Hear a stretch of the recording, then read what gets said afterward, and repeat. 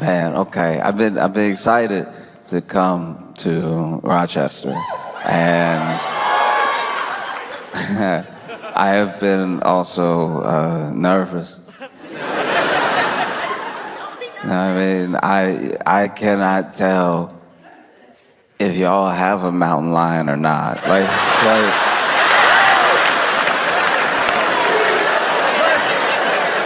Listen, I can only go off of what I've been watching. And what I've been watching, I'll just walk you through it. What I saw was a news report. This news report was of someone's Ring camera. I like that the whole community is involved in the surveillance. I like that this wasn't CCTV footage. This was, a person's Ring camera. And in the Ring camera, there is what might be, probably is, definitely looked like a mountain lion going for a late night stroll. Fantastic. The mountain lions have heard that Rochester is a place worth parking, and so the mountain lions have shown up, and one particular mountain lion was letting himself be seen. That ended up on the news where I saw it, and I was like, that does look like a mountain lion. But then the internet being the internet, there were plenty of people that were like, mountain lion, that's a cougar.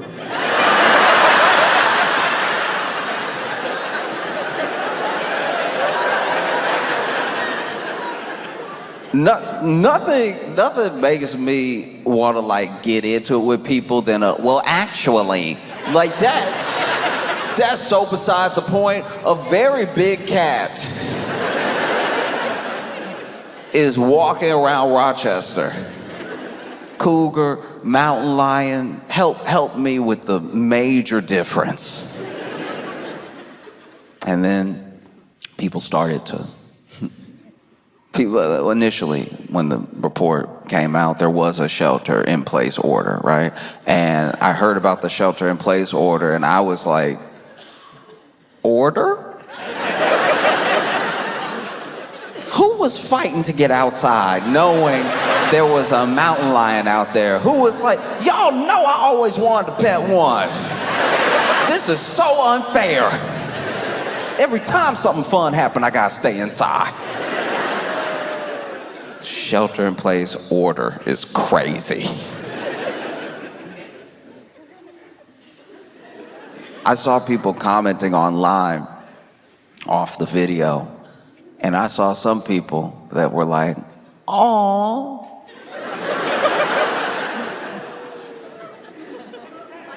Please tell me you understand that if that awe is taken to a mountain lion, that will be the last noise you make. Oh, so sweet. Just licking it. Let's go say hi.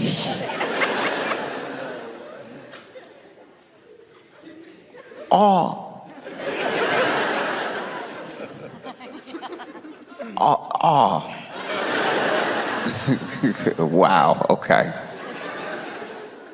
And then from there, people contacted the zoo, and to y'all's credit, y'all's zoo was like, hey, nah. Everybody here's supposed to be here. Okay? We not just loose with the gates, like some other zoos have been. We got all our cougars, we got all our mountain lions, every cat is here. And the fact that this thing was just strolling as well. It's not running around. Everyone that says they've seen it, it's quickly become this urban legend / mascot of Rochester. Because then the people that have seen it, and look, I'm not saying that if you've seen it, you were supposed to tackle it and take a selfie with it. I believe the people that say they saw it.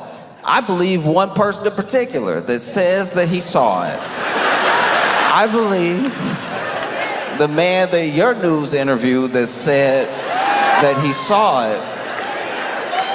This man should just be an anchor. The man is on the news, and they turn, and he went, rawr.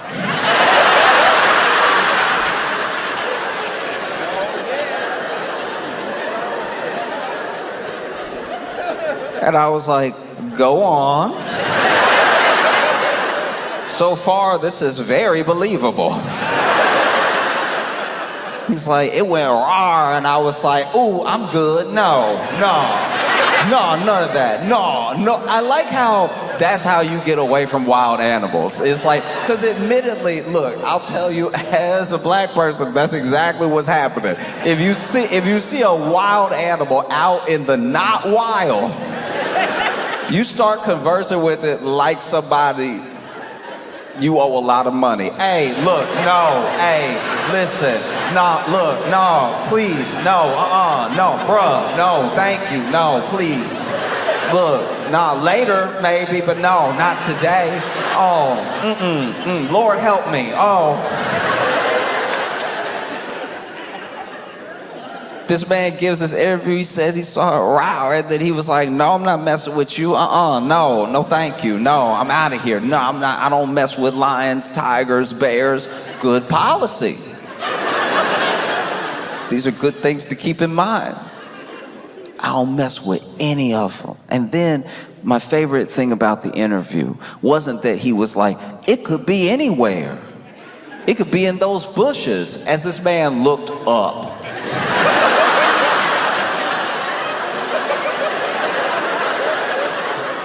This is why this dude is like low-key one of my favorite people of all time, because I know exactly everything that's going through his thought process while he's talking to the news, and I also could put myself in this situation when he saw the mountain lion. No, it could be in one of these bushes, anywhere. He stopped just short of what I probably would have said, which is like, it could be anywhere. Anywhere, these bushes up here. It could be in the house. It could be you. We don't know each other. Like,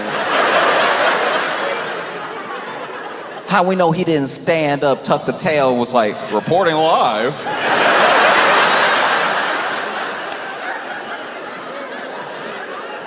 Matter of fact, roll up your sleeves. Let me see how furry you are. No, my favorite thing about this interview was that this man gave the interview in broad daylight, explaining what he saw while holding a bat.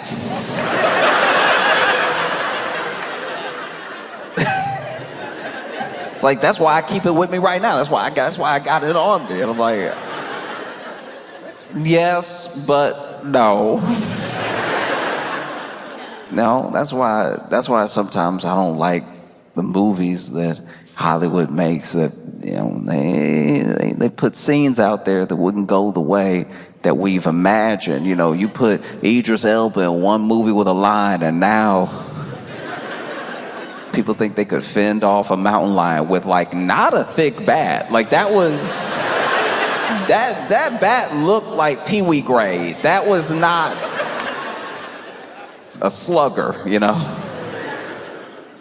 He was like, no, but come near me if it comes anything, no. And then y'all did not help the situation. Because then you started posting AI of y'all with the mountain lion. This woman said she heard a row and she looked and he was in the bakery, and I'm like, I'm believing it I'm believing it until I see the picture. I'm over here being like, man, this woman chill. This woman a straight gangster. She's not just a baker. It was in her store. And they showed the picture. I was like, y'all gotta stop playing. This is supposed to be the news. I was sitting there getting mad. I was like, all right, some of these clearly look fake, but a couple of them don't. Look, you can either post an AI image or you can interview the person. Don't do both. That's disrespectful to my man who's probably still carrying a bat right now. You all over here scared him, making him think the mountain lion everywhere.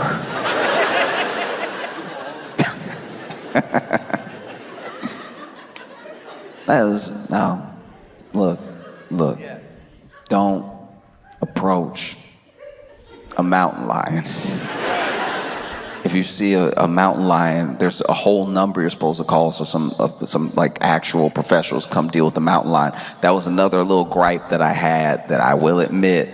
I was like, because I was in my head, I'm like, I'm coming to Rochester. What if I see his mountain lion? I should probably memorize this number. And instead of being in any way catchy, in any way memorable, this number isn't 1-800-SIGHTING. That would be too many numbers, I understand. But like this number is just 1-375-2280. Like it was just such a regular number. I was like, no one will remember that. You couldn't even make a number. You couldn't even make it like 1-800-GET-CATS.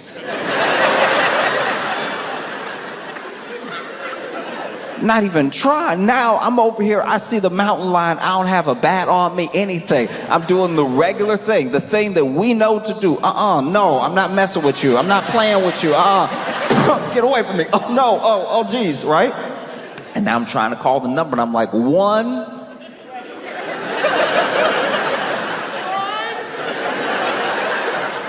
Now I'm over here, somebody knows the number. That's insane. That's too earnest. Don't. That's we. Imagine though, because this is my thing. This is just my thinking. If I saw the mountain lion, right, and it was over here, not just minding its like Ring camera business, not just going about his day. Maybe I saw the mountain lion. The mountain was like, "Hey, city ain't big enough for the both of us." I'm not gonna lie, just for the sake of brevity, I would probably call 911. But the idea that there's a whole extra set of numbers to call if you see the mountain lion makes me wonder that like if you call 911, they'll be like, a mountain lion? You called the wrong 911. Look, I'll give you the number, call, write it down, write it down. You can't transfer me? No, we 3 numbers, they're 10 numbers. You just can't transfer like that. It doesn't work like that. Yeah, I'm just praying I have a good time in Rochester. I don't see a mountain lion in the very high bushes y'all have. Y'all have been busy since I've been gone. Y'all have had a string, multiple robberies. See, I haven't even specified yet, and y'all have had a string of robberies of the mail. I was reading about it, mail carriers are getting robbed, and that's just, I like an unboxing as much as the next person, but like that's truly insane. It's mail. It's more likely you stealing bills. Imagine. Oh, would have been great if somebody had robbed my house when I only had bills in it, you know? I can't even imagine what that would be like for the mail carrier, because it'd be different if you're like a Brinks truck. It'd be different if you went to wherever, because they go everywhere and they do these shipments from different places and stuff. It would be different if you went to like, some grocery store. They had to do their deposit. You show up with the truck. They always have like 2 of them there.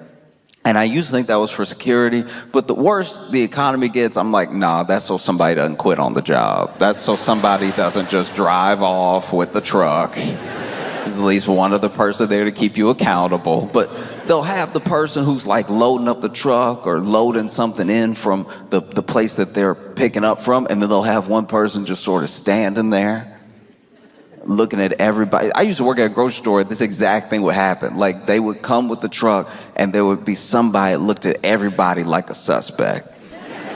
You would have grapes in hand, and he'd be like, what's up, though? Like, you trying to... It's like, oh, I'm trying to, check out, get rung up. It's like, okay, all right.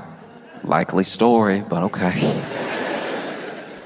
And then, they go off, they deliver it to the bank or whatever. I can only imagine if you work at the mail.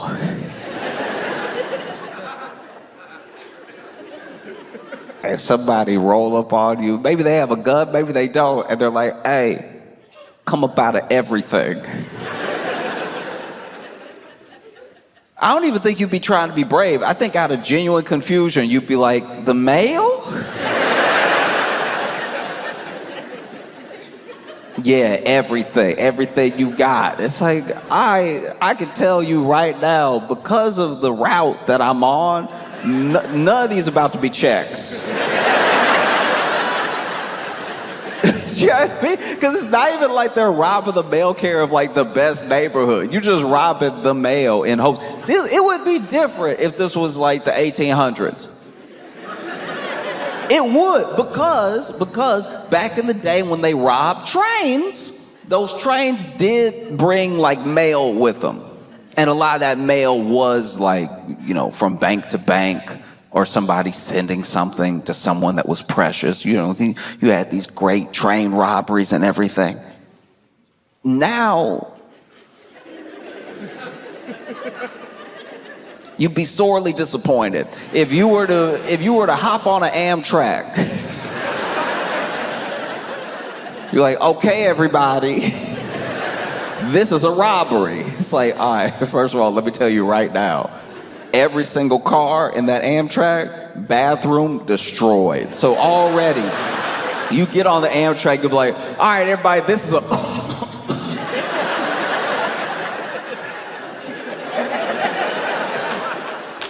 Oh, one of y'all sick? What? Because people used to carry their belongings on them, and now it's just one belonging. Like now the phone's more important than the wallet. For some people, the phone is the wallet. That's why when some people forget their phone, I'm like, y'all didn't take life seriously at all today.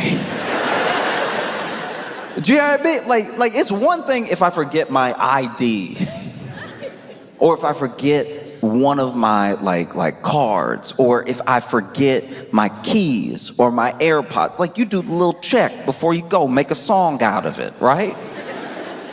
It's very different if you decided, hey, I'm gonna put everything in the phone, that way it's all in one place. Some people even put the card in the little pouch behind their phone. I remember the first time I saw that, I was like, this is a horrible idea. Just attaching the wallet to the phone. And they're like, no, now everything's in one place. I'm like, yeah, you made it easy for the mugger. That's all you did. You still gonna be forgetful. I don't know why we think that like changing that thing will like change us. Do you know what I mean? My friend is very forgetful. But then he's like, no, if I just put it all in one thing, I'll be fine. I'm like, no, you'll forget more at once.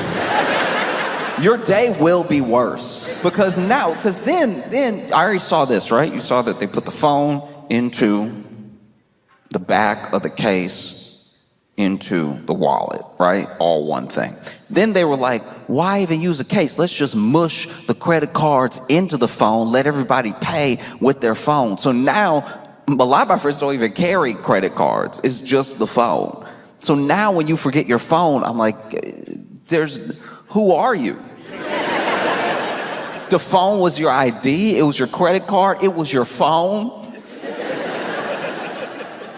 This is what's crazy about losing a phone now, not just on top of not just on top of like how much we keep in it, but my friend locked himself out of his house because he had put his keys in his phone. Because they have that thing now where certain scan, you can scan and then just boom, click, and then the door opens. He did that because he was like, why keys? Keys are so archaic. Why am I, and then pitched it to me like this. Why am I just walking around all day jingling? What am I, the crypt keeper? Why am I running around here, clink, cling, cling, cling, cling, cling, cling, cling? No. That is entertainment for babies, all right?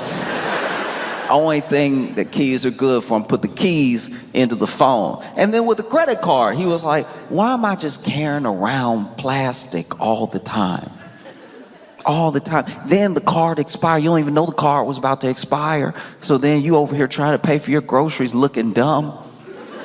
Looking over here. No, I swear, there's money in the account. I don't know why this is happening. You got the Brinks guy staring at you like, all right, you said it was all about grapes, but it looked like it's not all about grapes. So what's really hood?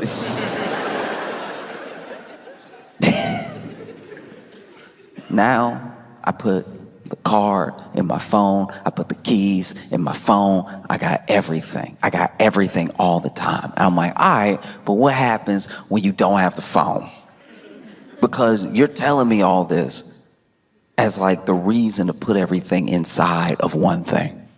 But now you're locked out.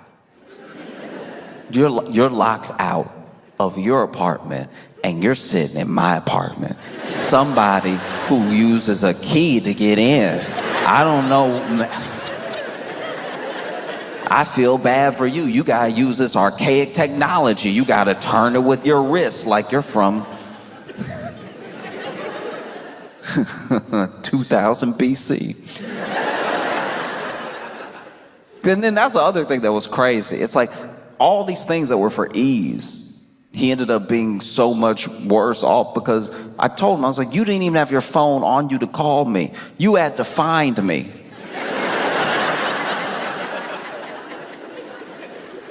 Do you realize how much crazier that is?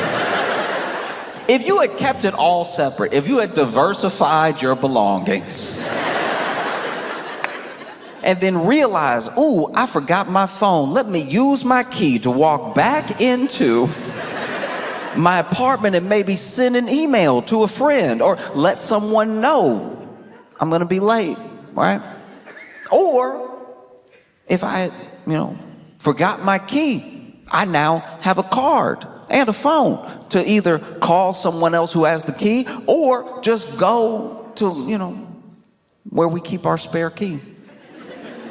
You can go where you keep your spare key. Because you keep a spare key, right? You keep one physical copy, right? You keep one physical key, and then you keep your phone key, because one of those keys isn't dumb. And he was like, why would I have a backup regular key? Just so somebody can find that key, break into my place, and steal all my belongings. I'm like, it sounds like you have one belonging. It sounds like... I'm waiting for when they do that. I'm waiting for when Apple is like, no, put the couch in the phone. Just trying to get you to sit on your phone to be comfortable. And then when your phone cracks, it's like, oops, maybe that was a bad idea, but you will need a new phone. We're doing all this stuff and it's just doing too much. Doing too much and doing too much. And then you get to the place where you don't even know why you're doing what you're doing. You get to the place where you're robbing the mail.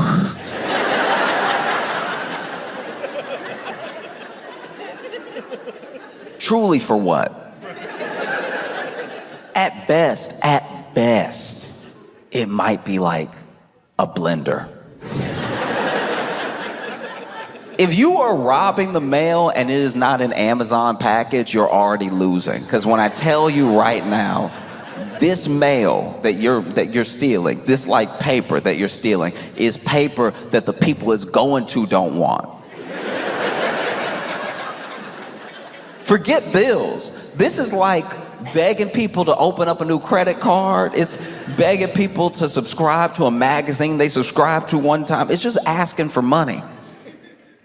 And then you do that, and then you open all that mail in your place, which is also against the law. You doubling up on felonies. What's the plan here? Because now you've opened the check. let's say you got a check. Let's say somebody still works in 1990. And let's say that you got the check. What is the plan now? To go to the bank and be like, hey, I'm 8 people.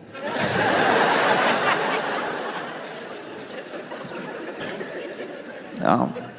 But who knows? Maybe the banks in Rochester just cash whatever y'all bring. I have no idea. Maybe this makes sense.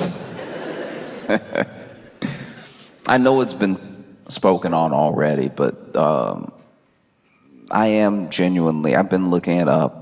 I've been educating myself, and I'm fascinated at the origin of the garbage plate. Because here's the thing. Here's the thing. I'm not here to talk about if it's good or not, or the aesthetic or anything like that. I'll get to the aesthetic, but like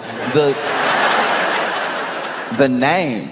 I don't know. This is what I think happened. This is okay. Look, I'm pitching you what I think happened because we didn't have to get here. Anything that is good does not also have to have like a derogatory name, right?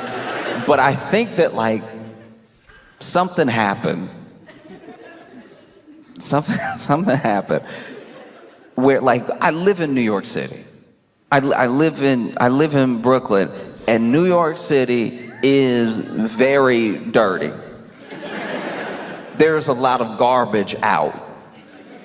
No alleys, just street.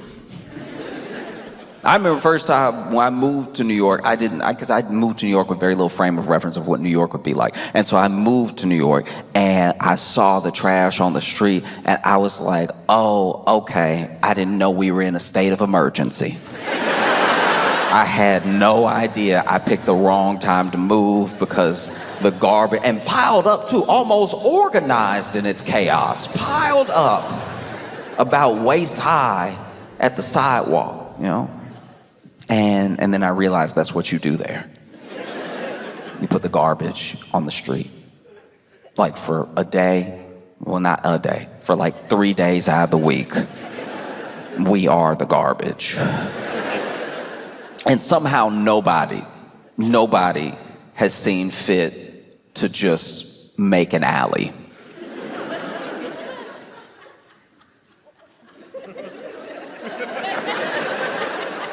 Isn't this one of the oldest cities in America? At any point in time, somebody could have been like, look, we're gonna have to like eminent domain this one brownstone so that everybody doesn't have to live like the apocalypse happened 5 months ago. It will be a beautiful day in New York City. You'll be walking happy. And then you will, as an adult, I thought I smelled all the smells. As a grown person, I was positive I'd even smelled all the mixes. And sometimes you'll be walking in New York City and it will be a beautiful day, it'll be a picturesque day, it'll be one of those days that they direct movies with the scene that you're seeing. It's almost like God's cinematography. When you look around New York City, the sun is coming up. There's that golden hour, everything's shining off, the building's just perfect. Maybe you walking and you walking with somebody you love, you holding hands and everything, and then you even go to say, I love you, right? You go to express, because you get swept up in this moment, this beautiful, beautiful moment that somehow you can only experience in New York City. Plenty of places are beautiful, but this moment can only happen in New York City. And you go to say, I love you, but that means you open your mouth.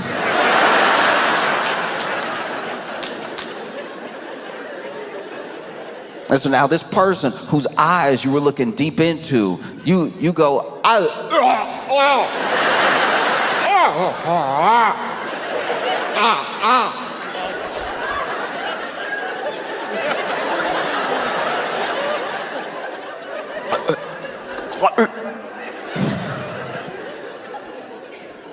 you can't even describe it. You can't even describe. The only thing that even comes close to it is if you like ran onto like an Amtrak train with the bathroom door open. You've never felt or smelled anything like that. You felt like you were walking through a cloud when it happened. And now you're doubled over. That moment has happened in New York City for as long as New York City has been around. Since its founding. Since they were like, no, just mush them together. Nah, everybody want to live here, mush them together. No, it's and on top too, let's build up. No, it means more trash, but it means more people to, pay more taxes for us to still not have figured this out. Look, it's a phenomenal idea. There's no way, no, you can't cut through these buildings. You can't tear something down. No, that'd be crazy. This thing is worth $2 million. This piece of property that nobody wants, that no one will ever want, is also worth $2 million. No, we can't make it an alley. That would be useful. And so, I think maybe somebody saw that entire situation.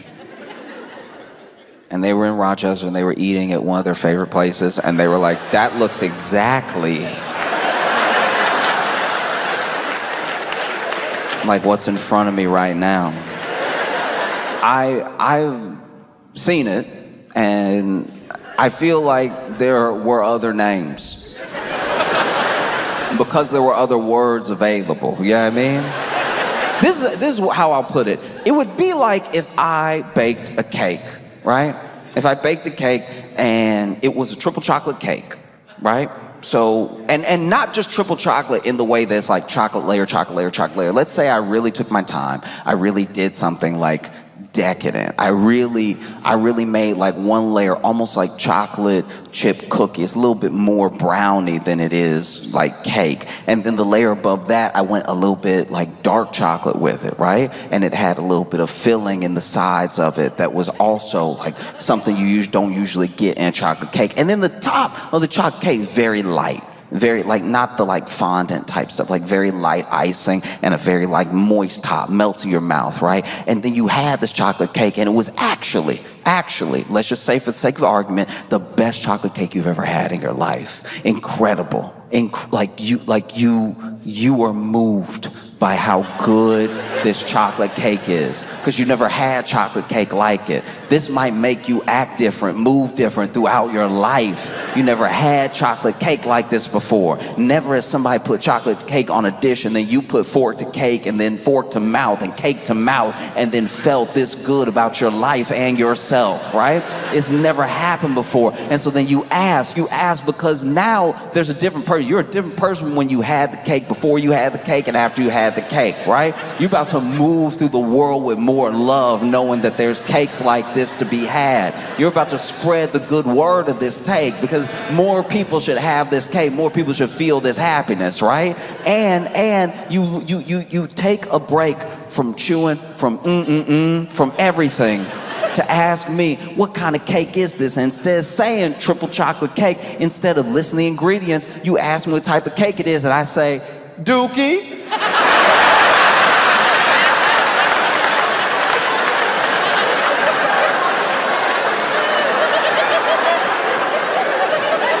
I called it Dookie, because,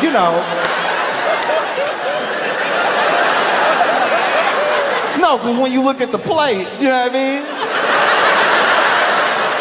No, it looked like Dookie, so I called it Dookie. That makes it more enticing, doesn't it? Have another slice of Dookie. That's when I garbage plates.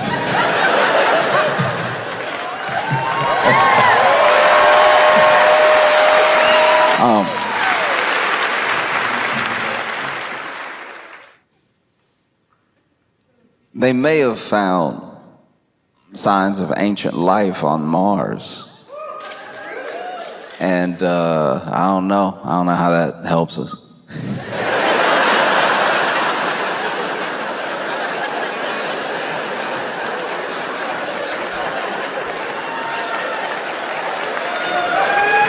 That's, y'all did it. You know what I mean? Ancient life on Mars. Not current life. To my understanding, they have found signs that somebody used to be there. Okay. All right. Imagine somebody coming to you and being like, this place used to be cool.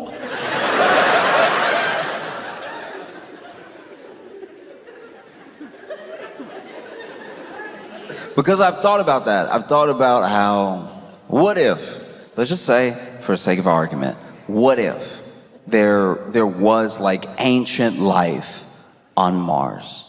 And like ancient beings, we're not talking about like little microbes or anything like that, like intelligent beings. Like obviously we would call them aliens and everything because they're over there, we're over here. But like they lived on Mars. And then even though they're intelligent beings, they didn't always act in a way that was intelligent. You know what I mean? They didn't take care of themselves, each other, or their planet. And maybe they built out systems that didn't actually benefit all of them, just a few. And then it got to a point where they were not just unhappy with each other, they were unhappy with their planet, a planet that they had basically ruined. It used to be dope, and now it's whatever it is now. And so then they worried that there was no way to reverse course. There was still time, but they were like, what are you gonna do?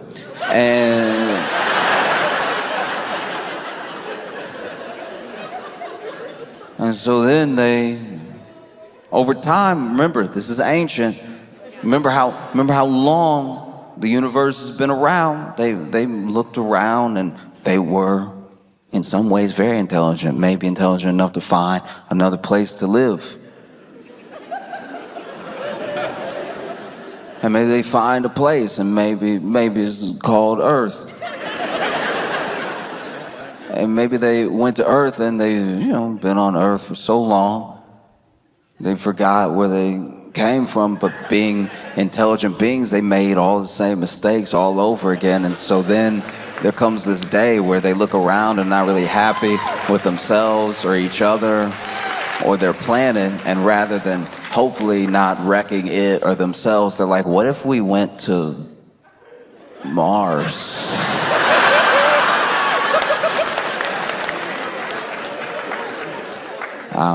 Maybe there's something there.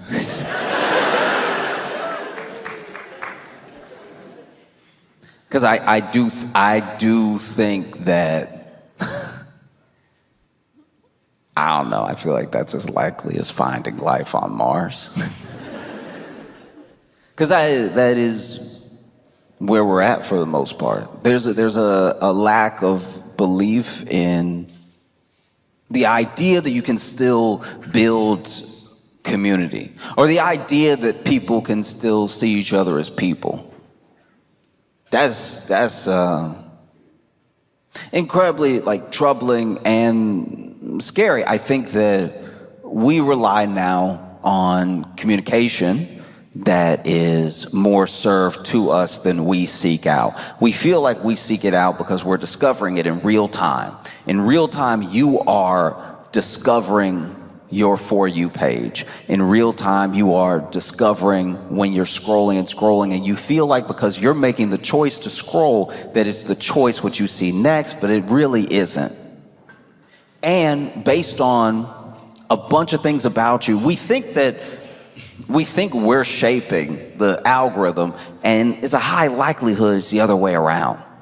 Because based on how you've built your habits gets based on whether you get served contempt or compassion. And so then when it's time for us to talk, we have a very different view of how people are in the world. Like all of social, all of this stuff, every platform, it's just a mirage. But when you're out in the desert by yourself, which it feels like a lot of people feel that way. A ton of people feel like they're out by themselves, right? And you see this thing up ahead and you think you know what it is, and it turns out to be a mirage. It's very hard to convince anyone of that idea. And so that's what I watch more of than anything else. It's just the idea that, like, I know what's going on, I know what people are saying, I know how people think, and I've got a big picture of everything that's going on. It's like, I promise you have a snapshot. No person, no single person online is one thing. No idea is one shared belief by everyone. And once again, no matter what you do, even when you think you're gaming the system, even when you're like, but I log out sometimes, I guarantee you, you're being served a certain amount of contempt and a certain amount of compassion, and it's all driven to keep driving you. You want to know what people think, you want to know how people are, you just talk to people. This is the only way to find out. If you want community, you build it as best as possible, and you build it in any way that you can. Some of that will include being online. Some of that, I'm not talking about like talking to your friend in a DM. I'm talking about like the way we see each other is so important, and the way we see each other is being like molded and affected without people understanding that they didn't actually get to participate in some of this. You don't know what impact you have to anyone that's like outside of your sphere. It's why I do my best. I'm not perfect, but why I do my best to be, hopefully, the best version of myself all the time. Because people are only gonna see a sliver. So if what they see is good, maybe they'll think the world's a little bit better. And if they see bad, they might think the world's a little worse. And it goes moment to moment. And no matter how much you try to put out, you can still get drowned out. But I know that when I see people, when I see anger, when I see hate, when I see love, when I see compassion, I know that I'm seeing all of it at one time. And then the real mix of it that's out there is different than what's in my phone. The same way you shouldn't put your keys and your wallet and your...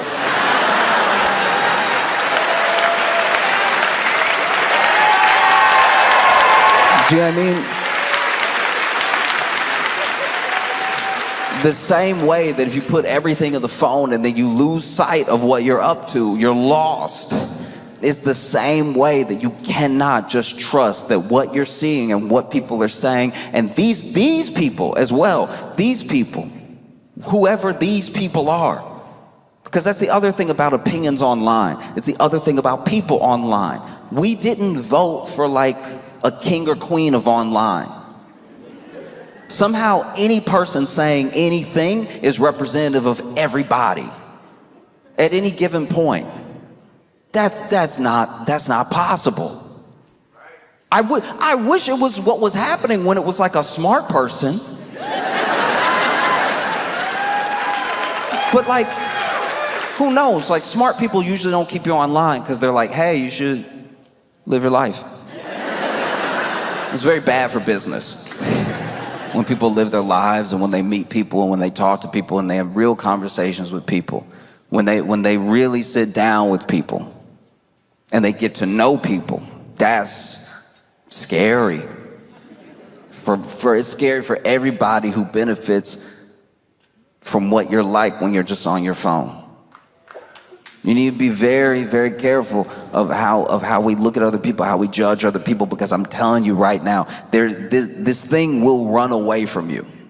You will leave the house thinking the entire world is the devil without ever having checked with any other person. Do you know what I mean?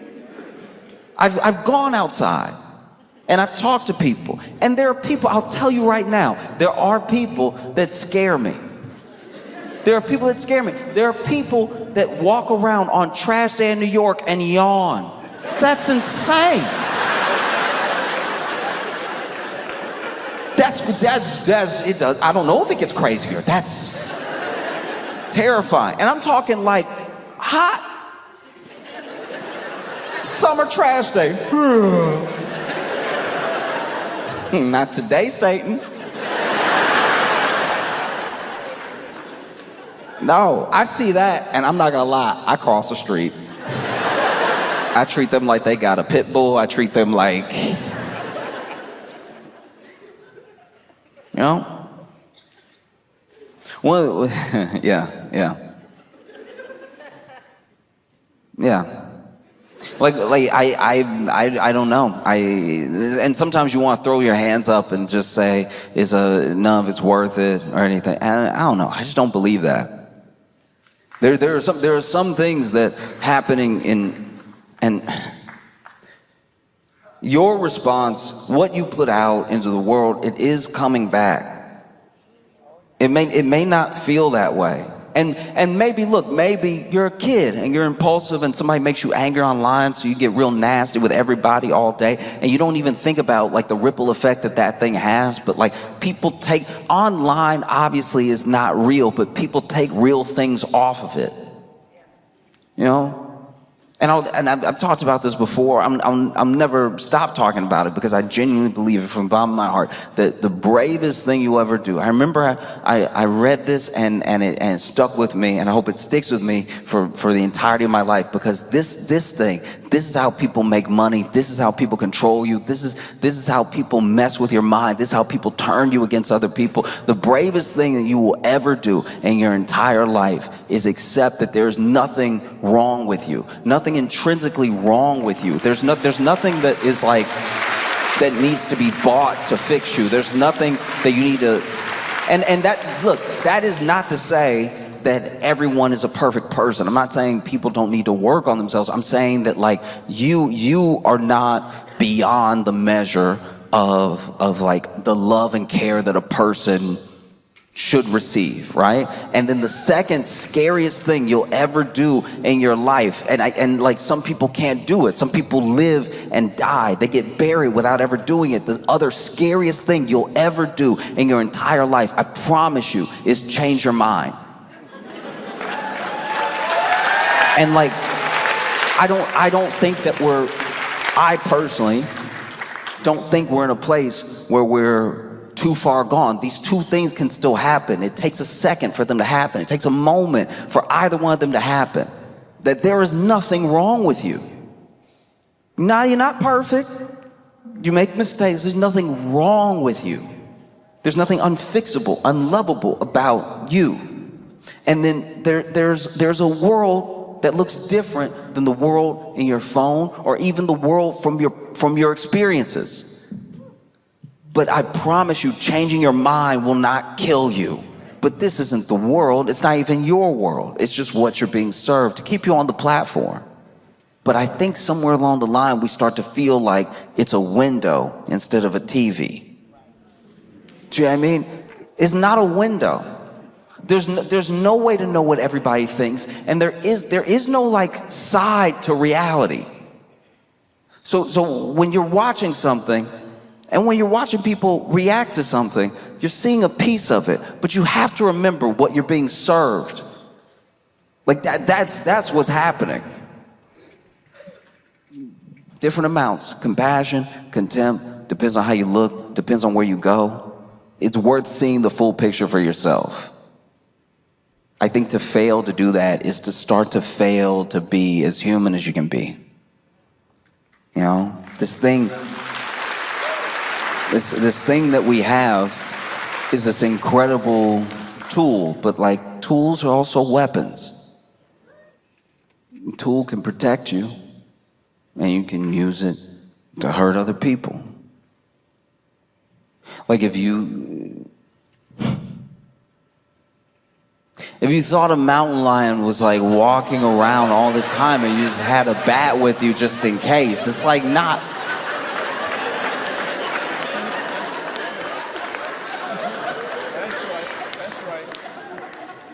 But these things are tools, and it's very important to remember who's using the tool. We think it's us all the time, and I think that is a mistake. To think that we use it, that it doesn't work the other way around ever. Yeah. I love you all. And I appreciate every single one of you. I don't want to see...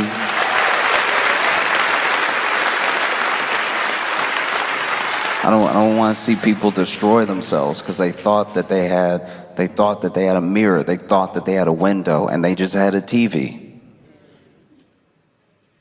You know? So I appreciate every single one of y'all.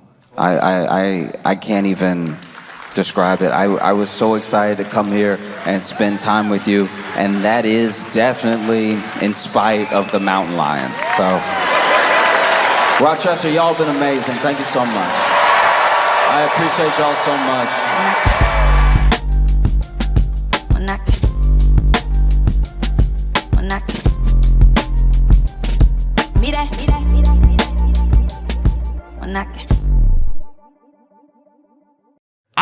I've fallen down a very specific rabbit hole where basically I have been reading reviews like it's an addiction. I've been reading reviews from people from other countries, okay? So they don't live in the US, but they come here from all over the world. And I have been reading their reviews of having Doritos for the first time.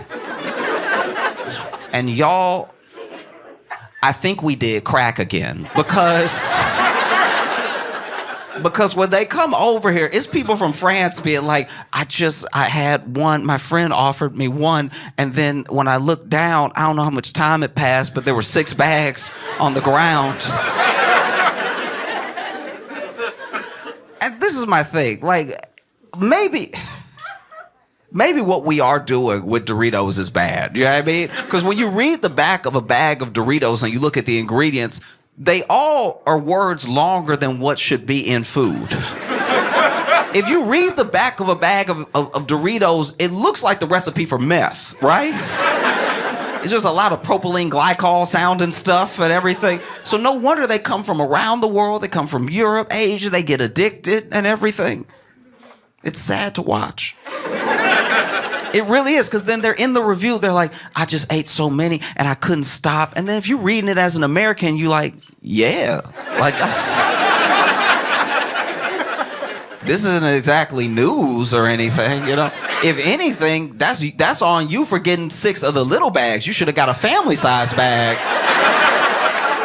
You know what I mean? If it's just you eating by yourself, you get the family-size bag. It is fiscally irresponsible what you're doing right now. Just getting 6 bags of the little ones like you gonna stop or something. You can't control yourself. You're in it now. You know? And sometimes I see them. Sometimes I see them over. I'm like, you know him. You know him when you see him because you can check the fingers, right? You know? Let me see your hands. And you see the hands like addicted. What a shame. Because no other country lets their companies do to the people what we let the companies do to us as far as ingredients. Like, we're like, man, it's very good. It's so good. It is good. It's not good for you, and it does have a taste that should not be in a human mouth. And I can tell that because people who have been alive for a long time are like, I've been eating forever, and I've never eaten anything like this before. It's taken me to a place I don't know if I want to go to. And you're reading them and you're like, how is it this serious? But then you actually travel, because like I've traveled around the world and stuff, and I've been to some of these countries that talk about the Doritos, and I can tell they're gonna get addicted, because when I go there and I eat their food, I'm like, yeah, y'all missing quite a few flavors. Your palate isn't ready. And you can tell that because you'll go to like the Netherlands or something like that, and they'll be like, oh no, don't eat what we make. Go to like a Turkish restaurant or something. If you eat what we make, you'll die. Like, don't do it. We make cardboard over here. Your stomach not ready for what we do over here. We just boil the water and eat it. Like, you know? But I was reading, there was one dude from Poland who was like, I don't know what to do with myself. He said, I'm reading it, I don't know what to do with myself. I've had every flavor multiple times. A friend gave me some at a party. They always started like that too. Like a friend gave me some while I was at a party. They started with that peer pressure type stuff. And that's how you can tell it's drugs for them. They're like, my friend introduced me to Doritos. I was young and innocent. Now I've been running up and down town trying different flavors and stuff. And this dude from Poland was basically, this is like on a Reddit post, and this dude was pretty much admitting that he was extending his stay in the States to spend more time with Doritos. He's like admitting to the open internet that he is overstaying his visa to eat as many Doritos as possible. He is risking ever being able to return to the country. I live in New York, and sometimes I'm walking down the street. Sometimes I walk from show to show instead of taking the train and stuff. And I was walking from one show to the other, and I was passing this bodega. And outside the bodega was a dude that was over here like, you know, just standing there, doing one of these and everything.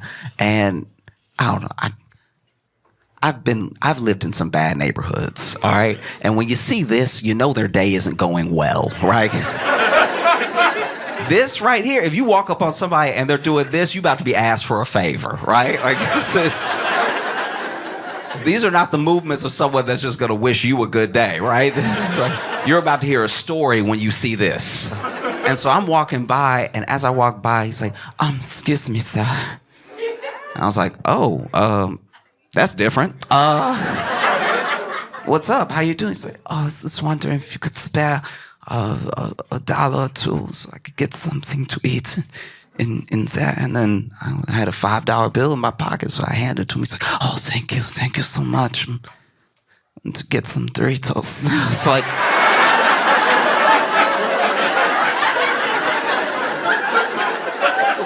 I'm an enabler.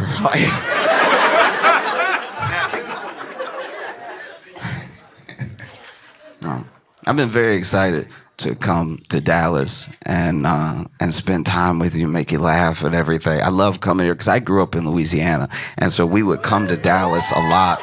Yeah, didn't tell you which part. And I would visit, you know, Dallas sometimes growing up and stuff, and you know, the thing that we're known for in Louisiana and in Texas is just amazing food. Right?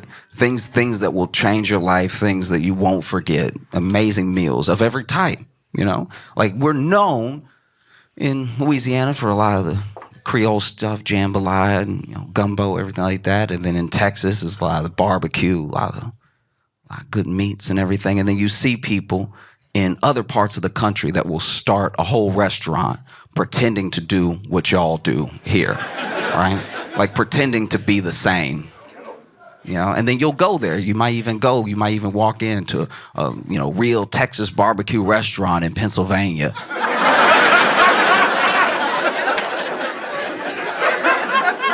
And you're nice, you're cordial, because you're good people. And you sit down and you have a couple bites, and then you're like, no. No. That was good. You tricked me. You got me to come in. That's good. I like what you did there. It's because you got the font right. You got the font on the... That's what got me. You got the print right on the awning. And, ooh, okay. Because this isn't Texas toast. This is fat bread. You did fat bread. You didn't do any... Oh, you won't get me again, but that's nice. That's nice. Got to give it to you. Wow. You know? And that's the thing. Is that sometimes, you know, you have food that people really believe in, but it is bad. It's just not good. Belief doesn't make a meal, right? And especially when I look online, you know, it feels sometimes like we're lost, you know? And I can tell that we're lost just because of what I see happening nonstop. Also online, because you have a forum, because people can comment, I see people say some of the most beautiful things and some of the most hateful things to each other that we know people wouldn't have the courage to say in person, right? Sometimes you're in person and maybe you want to tell someone how great you think they are, but you're worried about being embarrassed, so you keep it in or you just give them a thumbs up, whatever the thing is, right? But online, if you're never going to meet this person, you can really let them have it, one way or the other, good or bad, right? And so I've seen some really like hateful comments that I know people wouldn't say if they were in person with the person, right? And when it comes to cooking TikToks, I think some of this hate doesn't go far enough. I think that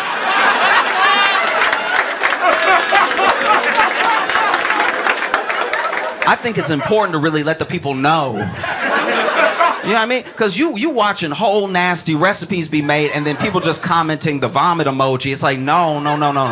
We need to get into their personality. We need to get into their upbringing. We need to get into why they thought this was a good idea. Because they love to do it. They love to make nasty food and then film themselves, no shame, film themselves making the nasty food that should be illegal. The police should be kicking the door open as we speak. And not only did you not keep this a secret, you filmed it. You did an edit, and then you put it out for the world to see. You self-incriminated for no reason. And all this nasty food is somehow world famous or it's Nana's. Stop putting bad food on your Nana. Don't do that. You know she didn't bring you up like that to be making this slop. You know that grandma is turning her grave right now knowing that you're putting stuff like that on her name. Because then the recipes don't make sense. They're like, you could use half a cup of sugar or salt, whichever. And it's like, that's a lunatic. That's an actual terrorist right there. That's wild that you're just telling people that. Why do you believe that? It's upsetting because then, back in the day, you know, this is what I'm told by my mom. This is what I was told by my grandma. You know, back in the day, if you had a recipe that was nasty, you couldn't just broadcast it to the world like that, the way the open internet has allowed us to. You had to poison people one at a time. You had to invite them over to your home. You had to say, come on, no, let me cook for you. And then you had to sit them down. And then they had to smell what was happening and decide to stay. It was a lot that went into feeding bad food to people back in the day. And then maybe if you got famous enough, you could have a cookbook. And then one of the cookbooks, maybe you falling off and nobody knows yet because they didn't make it themselves. But now, you see people, and the videos look good. Ingredients popping up on the screen, and then they pop off, and then they're chopped. And it's a beautiful thing to watch. But then you see them take a bite of it, and you can tell it's nasty because they only take one bite, and then the video ends. They don't serve it to anybody.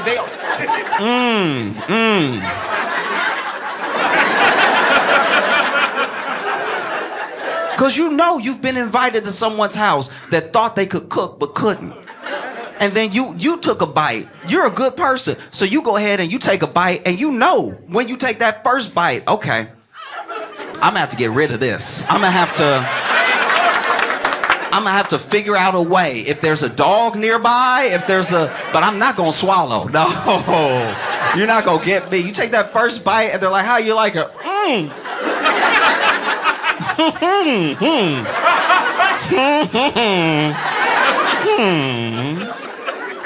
Oh, you can tell you made something nasty if somebody take a bite and then can I be excused real quick? Where's your bathroom at? They just in that bathroom sweating, just like, what am I gonna do? It's a full plate. Oh, it's really horrible what people have done to each other. You know what I mean? It's just with a straight face, too. And now you got people broadcasting. Come with me while I make my Nana's world-famous mayonnaise grapes or whatever. Like, and they don't even know there's anything wrong with it because, once again, they weren't brought up with sense. You know? The amount of times I've been brought over to someone's house, and look, if anyone goes to the trouble of cooking for me, I appreciate it. You took your money, you bought the ingredients, and maybe you messed it up, all right? Maybe that's what happened, but I still appreciate the effort, right? As long as I don't have to finish it, you know? Because the amount of times I've been invited to someone's house and been fed shepherd's pie. You can tell from your groans. Like, shepherd's pie is already on the line. Shepherd's pie is crip walking a tightrope of nasty, right? One false step and shepherd's pie has fallen into slop, all right? You can't just do whatever you want with shepherd's pie and make it delicious. That's not how the world works. And I have been fed shepherd's pies that make you go, maybe I don't know how to eat. Maybe I'm the one. You know what I mean? Because I'll bite into a shepherd's pie that'd be like, what just cut my mouth?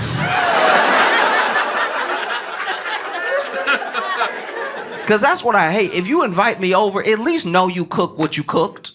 Know you can do the thing that you said you... Don't invite me over and then be like, you know, I just went ahead and threw out the cookbook on this one and just went with the flow. Not with my mouth. The amount of shepherd's pies I've had where I've been like, all right, how good of a friend are they? One time I got invited to a friend's house and he made shepherd's pie and he put the shepherd, he plated us, right? Gave us the bowls of shepherd's pie or whatever and then fed the dog at the same time. And the bowls looked the same, right? And so I was like, what did you do for this to look like this? There's shepherd's pie and then look, I'm gonna lose some of you, but we have to talk about it, all right? I've been invited to friends' houses before where they have served, I won't even say served, they subjected me to their version of pot pie. Pot pie is unacceptable, all right? Pot pie is absolutely insane. First of all, I knew I didn't have money growing up when my mom would take us to Walmart and we would go to the frozen section and she would grab that banquet pot pie, right? That red box of pot pie. In the only condition where a pot pie looks good is that picture. When they pull it out the oven and they do the slit and the steam coming up. And you don't even see, you see the steam and you see the crust of the pie. You don't see the slop that's happening below. You don't see the insanity that's happening, that hot sludge with peas and carrots and supposedly chicken. You're not seeing any of that. That's not chicken. I know chicken. Me and chickens are tight, right? I know chickens back and forth, left and right, and that is not chicken, okay? That's not chicken at all. I don't know what it is exactly, but it doesn't have the consistency. That's not chicken at all. Sitting there with a pot pie. Pot pie is disgusting, okay? I remember the first time my mama fed me a pot pie. Went, got it, put it in the oven, was telling me about it. Oh, you know, I think you'll like it, everything. And then, you know, she pulls it out of the oven. I remember my first bite of pot pie. I looked at my mama and said, Mama, I'ma work so we don't have to live like this. Like this Mama, I'ma change our lives, okay? It won't be like this forever, all right? Because I know you doing your best. Pot pie, the hot sludge that is under the crust of pot pie. And then I had a friend try to argue with me about pot pie. He was like, no, the crust is the best part. Ooh, okay. Wait, if you think crust is the best part of the pot pie, I got good news for you. If you love the crust of a pot pie, I got a good word for you today. There's something called bread, all right? Oh, if you love the crust of a pot pie, wait until you meet bread. Bread, when bread comes into your life, it's gonna change. If you love the crust of a pot pie so much you're willing to endure a pot pie, then get ready to meet toast. You can have dry, crusty, delicious bread that has nothing to do with purple Greek sludge, whatever. Because that's the other thing. It's people's version of pot pie. So I've had pot pies that were just like the standard peas and carrots and chicken or a little bit of beef or whatever. But I've also had ones where they were like, I threw a little goat's cheese in there. I did. This is not up to interpretation. This thing is nasty through and through. Pot pie.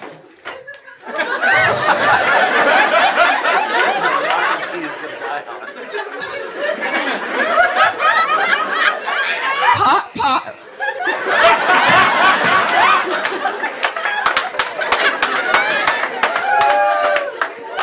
Pot pie is white slave food, all right?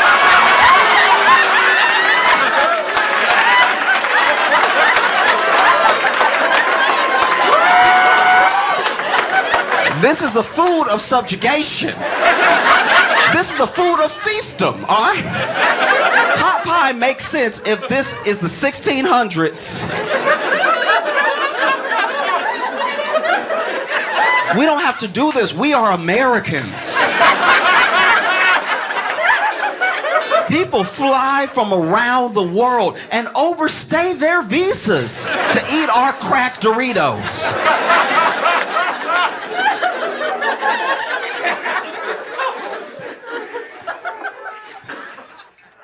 I've been watching so much news, which is depressing. You know what I mean? It's like they don't tell you about the good stuff. You know, you gotta go find the good stuff on your own. It does feel like, I'm not gonna speak for anybody here, but it feels like, for the most part, I think I feel the way a lot of people feel, which is a sort of disillusion with some of even the process of politics, you know, because we've become accustomed, because we have more access to information than we've ever had, and because we at least see ourselves as more discerning than we've ever been. We feel like we can tell when someone is lying, right? And we've all known and accept that politicians lie. It's to the point now where we don't even really judge who we vote for off of who lied the most. We judge it off of like how many people accidentally told the truth. You know what I mean? Like you look down the ticket and you're like, he got caught in that hot mic. I like that. That was a good one. You know, and I get it. It sucks not just to be lied to, but to, when you're lied to, you know, and when you figure it out, you see the manipulation that was at play. And if someone's trying to manipulate you, they don't respect you. They don't care about you. You know what I mean? Even when they say they're doing it for your own good, it's like some of the things, let me decide, right? So we don't like when our politicians lie to us, but I don't know if we really want them to tell the truth either. Imagine a local politician, or maybe your country's representative coming to you and just being like, no, we're it's bad. It's bad. I don't think we can recover. This is beyond repair. Doesn't feel great because that sounds very true. I hope you're lying. Some people, you know, offer up the truth even when they don't need to. You know what I mean? And sometimes that's a noble thing, and sometimes it's a very dumb thing. Sometimes it's just an odd thing. Like RFK told the truth this week about, I'll back up. In New York City, in Central Park, in 2014, there was a bear that was found in Central Park. They're not native.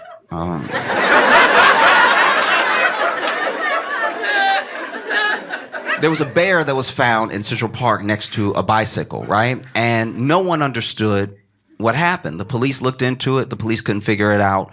The internet sleuths couldn't put anything together. It was a genuine mystery, a decades-long mystery, up until this week, when RFK Jr., for no reason, told the world, y'all, that was me. That was, I did do that one. So, RFK, as he tells the story, apparently him and his friends were going falconing. I don't know what falconing is. All I know is you took the word falcon and you made it a verb, right? I don't know if falconing means you hunt falcons, or that you use falcons to hunt, or you just talk to falcons. I don't know what y'all doing out there, but you put ing behind it, so I know it involves the falcons, right? And RFK Jr. was on his way to go falconing, and he's on his way, and then he stops in the road because the person in front of him stopped because the woman in the car in front of him had hit a bear and killed it, right? And so RFK gets out and sees that she's killed this bear, and he's like, I'll take it. Which is interesting, right? That's probably one of the last things I would have guessed you'd say when you see a dead bear. And so he takes it, he puts it in his car, and then he goes falconing with his friends, and they're having a good time. I know we're talking about RFK, but for a split second, I want to focus on the woman that was driving, right? Because there are a few shocks that she had to get over within her day. One, you're driving. You're just a woman in the world living your life, and you're driving, and then something runs out on the road in front of you, and you hit it, right? And that is a car accident. Like, we can't forget, this person was in a car accident. Like, I hope she didn't have any injuries or anything. And just a near miss alone can be shocking. It can rattle you for like days or a long time. Depends on what happened. And so she hits this thing and has to get over the initial shock of almost being in what could have been a very bad car accident. And then she gets out and she's like, what did I hit? Was it a deer or something? It wasn't a deer. It was a bear, which is specific. I don't know anyone else it's happened to. And so you get out of the car and you're standing over this bear that you've just hit, and you're also, wow, I was almost in an accident, so I'm shocked, my heart is racing, it's sad, I've just killed this animal. And then RFK Jr.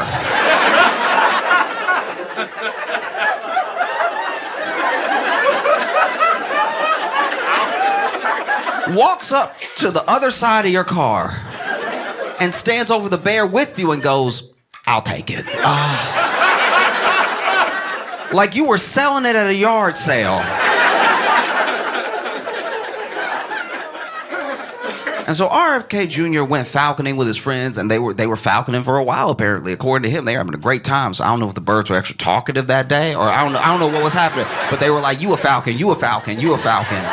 And then the falcons, I guess, were like, blah, blah, blah, like I don't know what noise they do. I don't know what they do. But you know, he's over here falconing. And then they go to dinner, right? Where I'm sure they ate a different type of meat. And he's talking to his friends because the reason he took the bear was to skin it and eat the meat, which I didn't know was an option. I didn't know that bears were running around just big-ass chickens. I had no idea. And so, you know, he's talking to his friends and he's having a great time at dinner, and then he realizes, I actually have a flight. I can't keep this bear in my car. And apparently throughout the entire meal, when he's talking to his friends about the bear being in his car, no one went, what? That never happened. Didn't occur at all. And maybe that's just how they roll as friends. Maybe RFK had a bear in the back and his friend was like, I got 2 giraffes. Like, and you know what it's like when you get 2 giraffes in the back of your car and they get all knotted up and everything. You gotta take them home and then unwrap them like some headphone cords, you know? And so then RFK decides that, you know, he obviously can't keep the bear in his car, and he has a flight and everything, and I guess no one else wanted the bear. And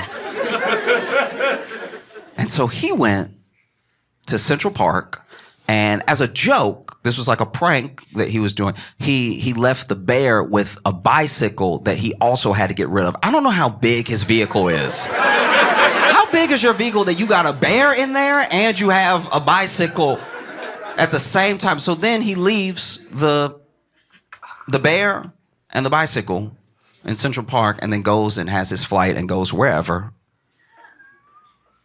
And the next day,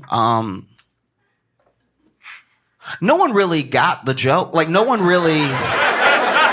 The next day, everyone was mostly confused. They were like, so... did someone hit the bear with a bike?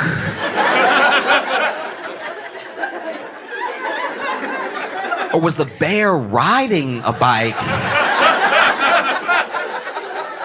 and then decided to die? Like, was the bear on a bike and then was like, this ain't for me? You know what I mean? And so no one knew, no one put it together, no one solved the mystery until now, because RFK Jr. came clean. Because he was the only one that knew. The other reason that no one solved it until now is that the woman who, let's go back to her for just a quick second. I think the woman that hit the bear and then gave it to RFK or let him take it and then went about her life, you know, she also didn't come forward, because I think the next day when she turned on the news and saw the bear in Central...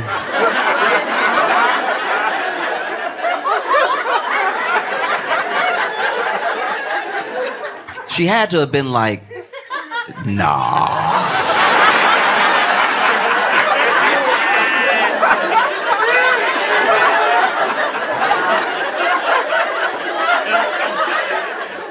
there's no way. I like to think that from her perspective, she hits the bear, RFK takes it, she goes about her life, but then the next day, she thinks that RFK thought that he needed to make it look like an accident. Like,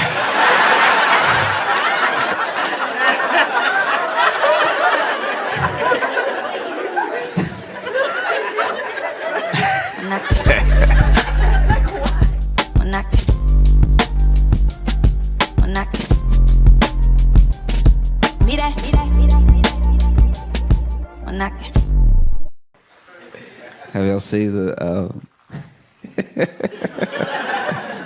Civil War taking place?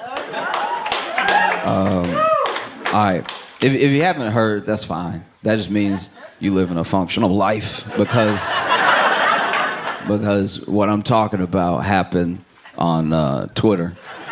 Elon Musk came through and was like, hey, we actually really need in America H-1B visas. And these H-1B visas are how people from other countries come here and have, pretty great jobs by some standards. These are like sometimes developing jobs, some of the engineering jobs, and like just stuff of that nature. This isn't like one of your regular visas, and it's not like a visa that we have with a specific country. Like there are E3 visas that we have with places like Australia because they're white, and that's like that. That's a thing that we have with lots of different countries. So there's a certain amount of visas that are agreements between the countries, and we don't have it with every single country in the world, but even with like, Uganda, we might have a few that are these specific visas that Ugandans can get or something, as an example, right? But the H-1Bs have a lot to do with jobs because with your H-1B visa, if you lose your job, right, you have to leave. But Elon is like, these H-1Bs are actually great. And Vivek Ramaswamy is also like, these H-1Bs are fantastic, right? Now, the reason that billionaires like H-1B visas is because people who are very talented from other countries will come, and they're usually, not always, but a lot of times are sending money back to their home country for their family, right? And so they, due to the exchange rate, don't really have the same amount of demands as an American worker. Like an American worker, $100,000, it means something different here than it means to someone coming here, right? $100,000, you might still be like, okay, I'll have a place to live, but I won't be able to do much. I can't take a vacation. If I get hurt, I'm immediately going to go into medical debt because I don't have insurance. Like $100,000 is a lot of money, but you're still thinking about how you're going to move through life as an American, right? But if you're coming from somewhere, especially if you're coming from somewhere where this is the biggest opportunity you've had up until this point, you're thinking $100,000. Okay, look, I can have roommates. I don't care about having roommates. I'll have as many roommates as it takes to keep as much of that $100,000 after taxes that I'm going to keep in my pocket, so that way I can send money home. And the money that I send home due to the exchange rate is fantastic, right? So now I can maybe even retire my parents off of this $100,000, $120,000 job back where I'm from. So when they come over here, they are working these like crazy hours. Like we're talking like 80-hour work weeks, fluctuations, and what the job description is and stuff like that. And they don't complain, because if they complain, they could be fired. And if they get fired, they're immediately deported. They start all over again, right? So that's why Elon and Vivek love H-1B visas. So MAGA as a movement is very upset with this sort of thing, because the whole idea of Trump winning and Elon and Vivek making that Department of Government Efficiency, which is only named that so that it will be called Doge,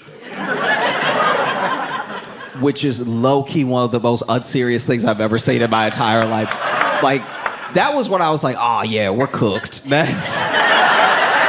That's very bad. That, y'all, if you had gone back 20 years and told somebody that eventually there would be someone. I mean, these are like made up jobs. Like Trump would actually have to do what they say to make them official. Right now, they don't even really exist in theory, right? It's just an idea of what might happen. I mean, who knows now? But like if you went back 20 years and you told someone eventually there would be a government body that only had its name so it could be the acronym CAKE.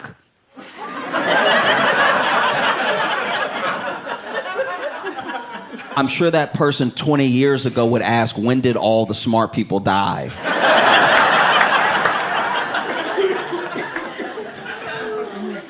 and so Vivek tweets and Elon tweets and everyone, I don't know, is so mad. Okay, so basically, MAGA sees the H-1B visas as like taking American jobs, and not in a Mexican immigrant way. Not in the way of like, they're coming over here and they're selling fruit. I didn't really want to sell fruit anyway, but like they're selling the fruit. I don't know how I feel about that. It's not like that. It's like, no, LinkedIn is empty. And you're talking about H-1Bs coming over here and getting the jobs that I went to college for. And then Elon basically said, hey, y'all way too stupid to do these jobs, which is so out of pocket. That's so crazy. That, in a weird way, this whole ordeal almost made me feel kind of bad for MAGA as a movement, because when you think about it, a lot of why MAGA started is because, you know, whether you want to put them in quotations as elites or like coastal elites or just people with money, those people for a long time, and this is something that I don't like, that I've seen for a long time, because it's a city rule thing that we do to each other a lot, where there are a lot of city people that look down on like rural people in a rural lifestyle because they're like, oh, you're not educated. But then the people in the rural areas look at city people and they're like, you actually can't keep yourself alive. Do you know what I mean? Like you I know you've read more than me, but like, how do you... Where does water come from? Tell me where water comes from. Oh, the bottle? Oh, okay. Oh, it comes from a bottle. That's cute. All right. You know, because don't get me wrong, as well-educated city people who I've been around, I've lived in lots of different places, and I travel around the country as often as I can, so I do my best to meet everyone so I can understand. I want to have as many pieces of the puzzle as I can to see where people are coming from, how we get places, right? And when I tell you that there are people who I know are very smart, very, very intelligent people, very smart people, but when you tell them that water comes from the ground, they look at you like, well, you must be drinking dirty water, because not my Icelandic, no. Guys, yeah. So Elon basically says y'all are like way too dumb to do these jobs. Like, I've seen your American schools, I've seen your colleges, and your colleges don't even match other countries' high schools. And the sort of general MAGA response to that was like, well, okay, but you agreed with us for the past like 4 or 5 years that the American college system was broken and that it's too woke and that we need to fix it and we need to change things up. And he was like, yeah, but you still dumb. Like that doesn't change. I don't think yeah, I don't like it either, but that doesn't make you smarter that you went to a dumb school. And so then they lose it. And then MAGA was like, oh, okay, I didn't know you felt that way, you South African.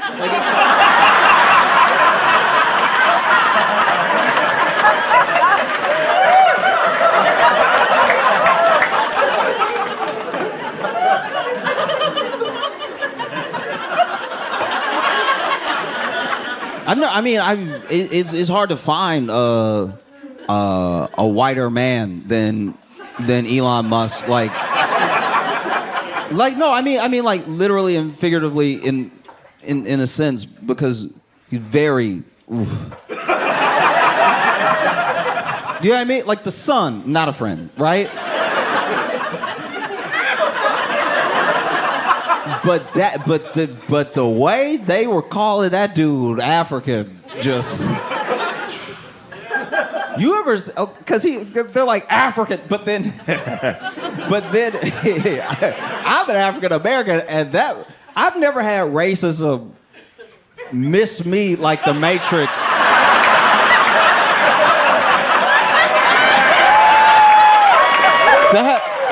That like nearly broke my brain. But they were like, "You African," and I was reading it like, "Oh yeah, that no, geez. Wow, okay, all right."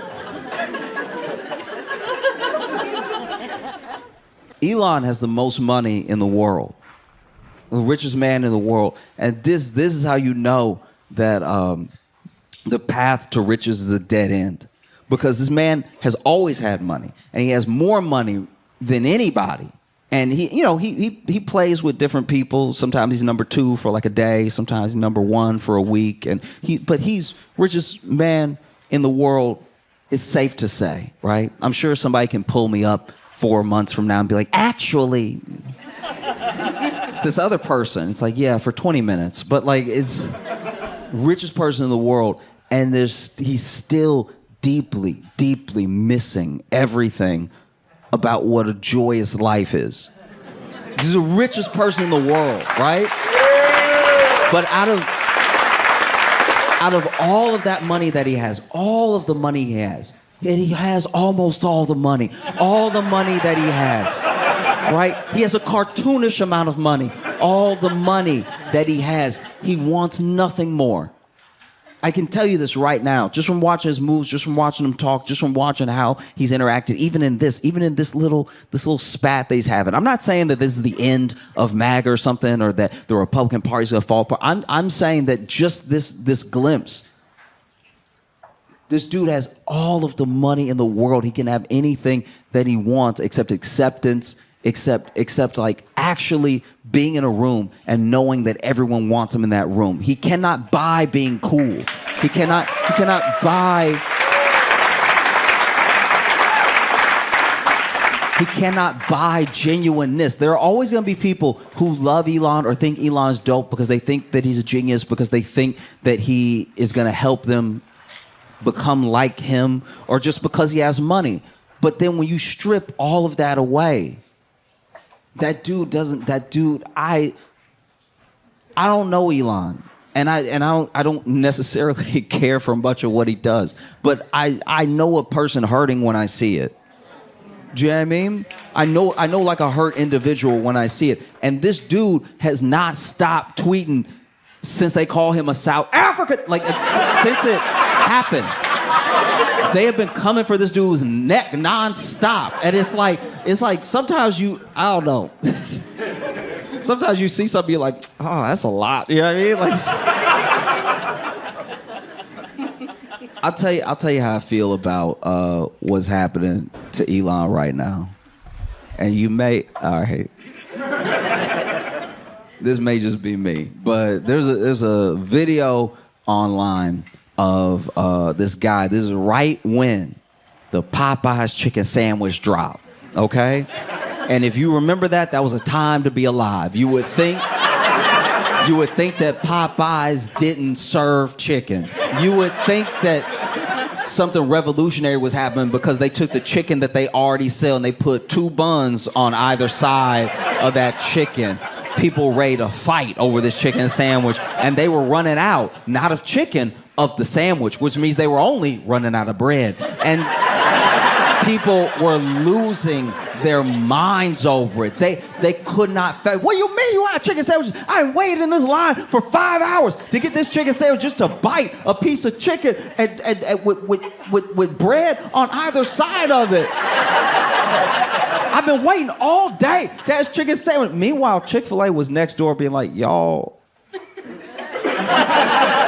we hear all the time. Like, it's like, nobody wants that right now. I want the Popeyes chicken sandwich. And so there's a video where this guy is, I believe he's in Georgia. He might be in Atlanta, which also makes this thing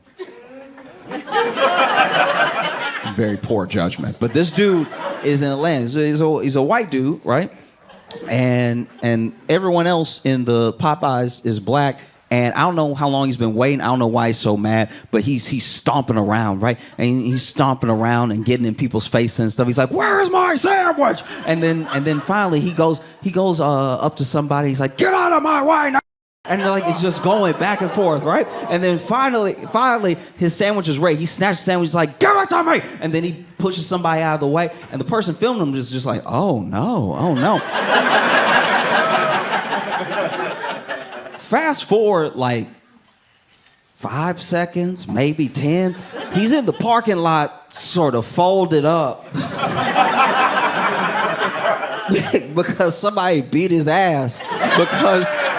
Because, you know, yeah. And not only are they beating his ass, but he's clearly folded up and sitting down now, and they've still put a hand on his shoulder just to create leverage and are like uppercutting him a couple times, right? And so then after like the second or third uppercut, they walk off with his bag, and the person filming goes, "Oh, y'all ain't gotta take a sandwich though."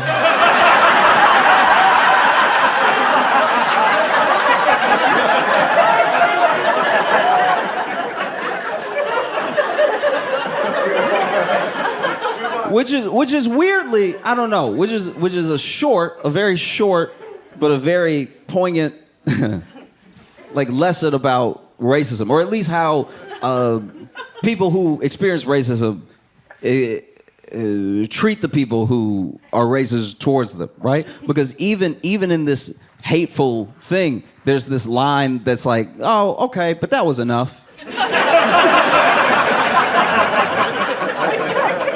Do you know what I mean? And so when there are people who rarely or never experience racism, and it's a new feeling, it's a new type of anger, it's a new type of hurt, they're not gonna know what's enough because they're not practiced in what it feels like to find a level with it. Do you know what I mean? There are things that happen in the world, and they're sick and they're racist, and then it's not something that you can always change or resolve, but you have to move on with your life. You have to live, you know? So you can fight back as best you can, and you can distance yourself as best you can, create safety as best you can, but that will be out there. So when like someone who is not used to the practice of dealing with that thing feels it for the first time, nothing will ever be enough. And so because nothing is enough, they went after Elon in a way where I was like, "Oh, y'all ain't got to do all that."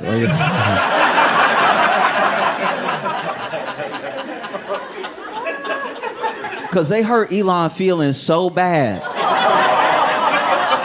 that this dude went on a burner account on Twitter and join Space. If you don't know what Spaces are, it's where you can talk. It's literally just like this chat room, this like audio chat room where everybody can talk, or just the moderator can talk or whatever. And he went in this audio chat room with a voice modulator and started defending himself with the voice modulator, being like, actually, like Elon, like a good person and stuff, like. Y'all actually being hella out of pocket when it comes to Elon. That's not fair at all what y'all said. And you especially were very rude. And I would say it'd be helpful if y'all would like apologize to Elon, because I don't know him at all, but he seems like a reasonable dude. So if y'all like would chill out, I'm sure he would forgive you and stuff. Like he a cool guy. And I don't know what was said. I do not know what happened. But something was said that was so, I'm assuming, hateful or out of pocket or just wrong, that I don't know how this happened. All I know is Elon apparently because this is all hearsay. I watched the thing and I'm 90% sure it's real, but like apparently this dude got so mad he either got his mouth too far from the voice modulator or turned it off, because then this dude in his full Elon voice was like, wait, watch who you talking to right now. Like he like fully dropped it. He was like, well, forget y'all too then. I hate everybody in here. Y'all can all go to hell. Because then Vivek also tweets one of the oddest. First of all, it's too long. This is another thing that happened, because as soon as they took that like 150 character sort of like thing off of Twitter, and it kind of killed the thread of Twitter, because the thread was how you knew you were telling a good story. Like the thread, I've read threads that were 220 parts. Because every part, there was no fat on that story. The whole thing is so insane. And every 140 characters keeps you hooked for the next 140 characters. I've read Twitter threads that should be movies, right? Because you had to use an economy of word. You had to actually be a writer to convey your ideas, and you did it in the long. I was scrolling for the entire afternoon. And even when I got to the end, I was like, damn. And now, you can just do the whole thing. So then Vivek does this whole thing, and he's like, basically, if America wants to win, and if Americans want to win, and by the way, when I say Americans for a little while here, when I say Americans, there's a subtext for everyone talking that they mean white Americans. Just so you know, because sometimes people say Americans, and then well-meaning people go, no, we're all, and I'm like, all right.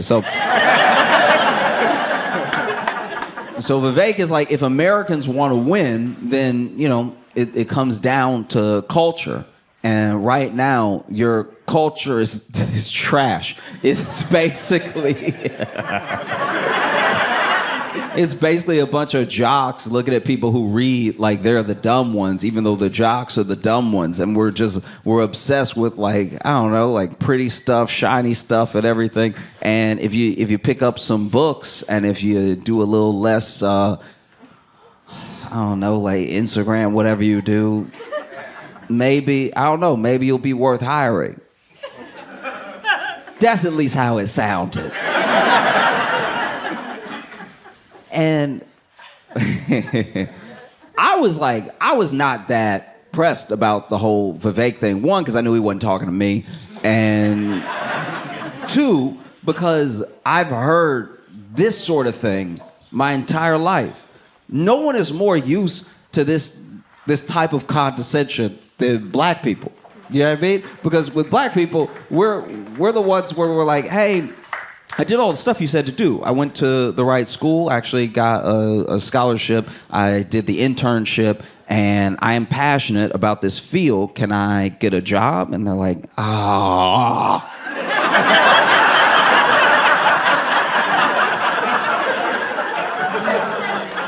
we already have a black. We already have a black. His name is Mike, because he tricked us.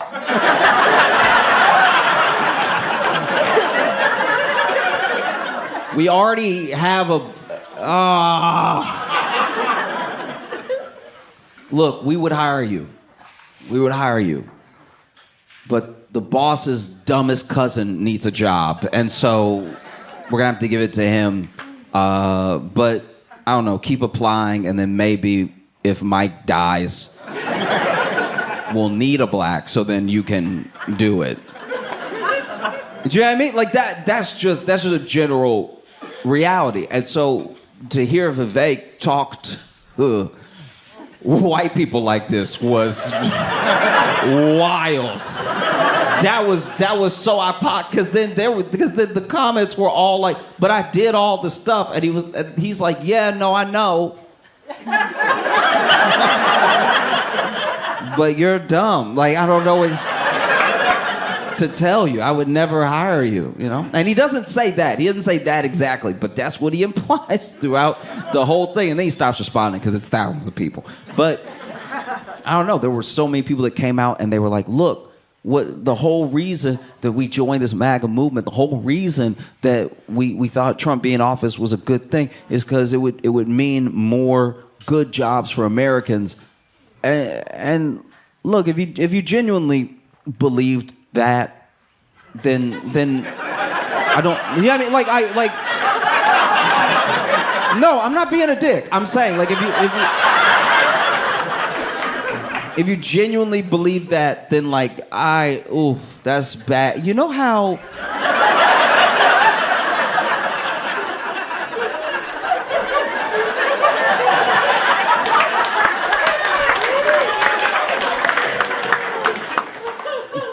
This happened. This thing happened, and I really. I worry sometimes. I think about this a lot, and I think about this with every like topic that I talk about, or any joke I tell or story I decide to talk about. That like, I would like to believe that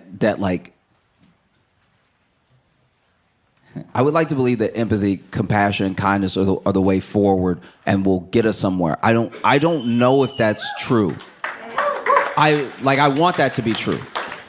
I think if you make your obsessions community, culture, connection, and compassion, then I think that there's a way forward. You know, I don't know if that is right. It might be incorrect. It's what I've chosen my best to do, and I'm human, so I'm probably gonna mess it up a lot.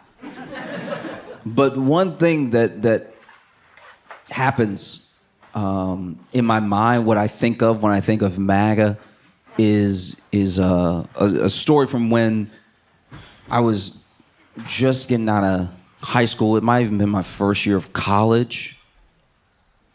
No. It was like my second year of college, right? And I was getting off a shift at this restaurant that I worked at, and my friends were picking me up. And when they picked me up, we would hang out on the weekend, you know, all the times that I was back at home, which is where the restaurant that I would work for extra money was. So I would leave college, I'd come back home, work a shift, and then spend the weekend with my friends. And that particular day when they picked me up, I knew I was spending the night at one of their houses. But when they picked me up, they're like, hey, I live in Alexandria at the time. They're like, hey, we're going to, I think we went to Opelousas or Leesville or something, which is like an hour and a half away or a couple hours away. And when I get in the car, they say this. And I'm like, why are we going to Leesville? And my buddy's like, it's a surprise, right? And so then we get all the way over there. Now, my second friend in the car is about to go away to seminary. So I went to a Catholic school for high school, and you know, I actually like treasure it as an experience, not because of any sort of like religious teaching, but because it gave me a little bit more insight into how people think and how the people around me thought about me and about the world, right? But then there were some people that went to the school that were like, yeah, we'll do this forever. And he was one of them. He was like, I'll just be a priest, because that was his track, right? And so then we get to where we're going, and it's a strip club. And so my one buddy had decided that because our second friend was about to go be a priest, he should at least see titty, just to be sure. Just in case. That he should see what they, you know, that they round and beautiful and so.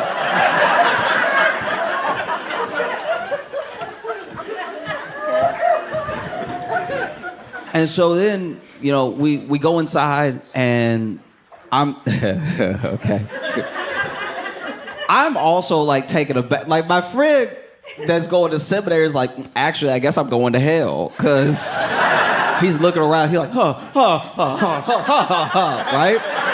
I'm just generally slightly uncomfortable because I was like a late bloomer, sort of like accepting myself and like accepting my, I guess the way I come off to people and stuff. And so I'm still like this awkward, tight, as soon as I walk in, right? I'm nervous, and he's nervous for like different reasons. He's like, you know what I mean?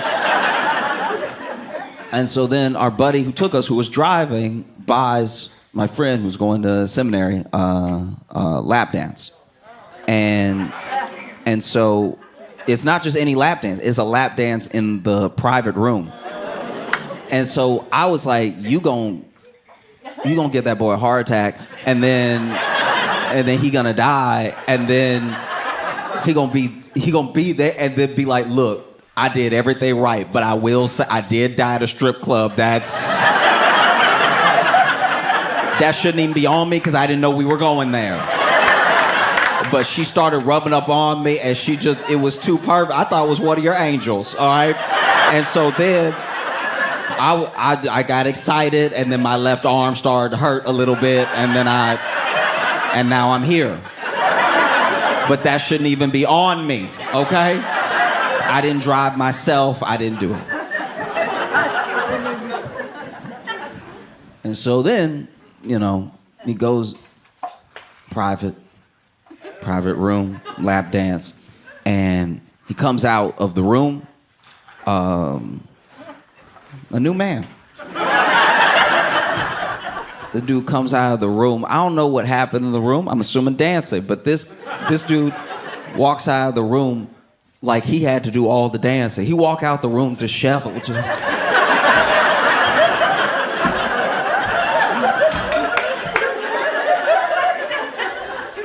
And he goes up to our friend and he's like, do you have money for one more dance?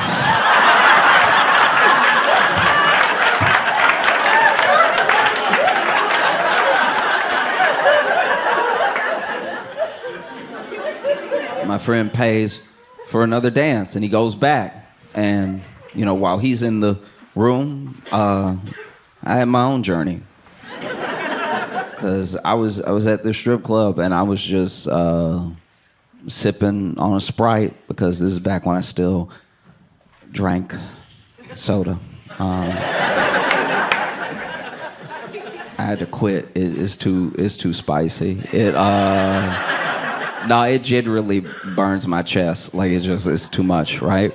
But back in the day, I would hit a Sprite. And so I was sipping all this Sprite, and this one dancer walks by, and she does this thing where she basically, like, massages the back of my neck as she's walking by. But I am not used to being in strip clubs. I'm also not used to people coming on to me. So I thought it was a spider. So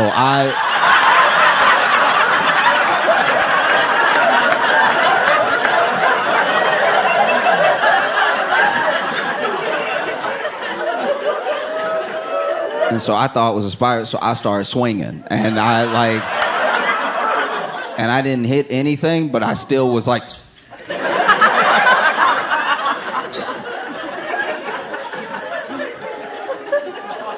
And then later, another dancer came over, and she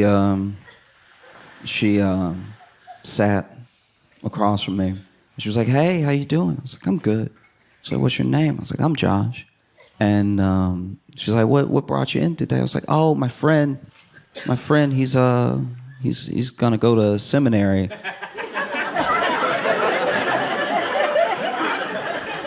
And so we brought him here.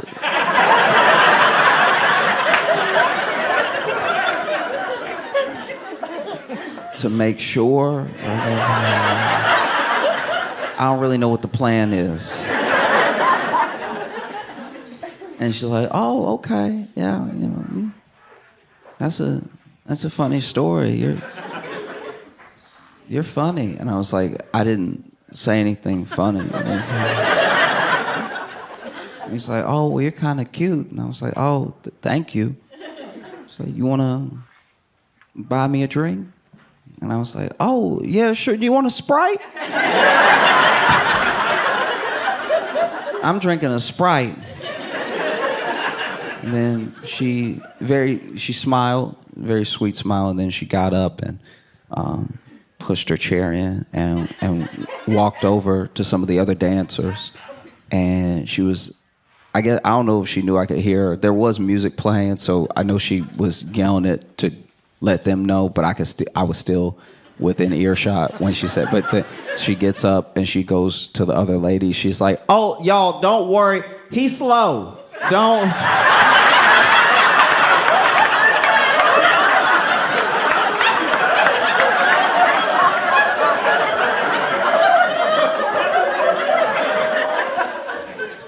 And so then our friend who's going to seminary comes out after the second dance, and whatever happened the first time happened worse the second time, because now he like walking out, but he's sort of holding his arm too, and he's like,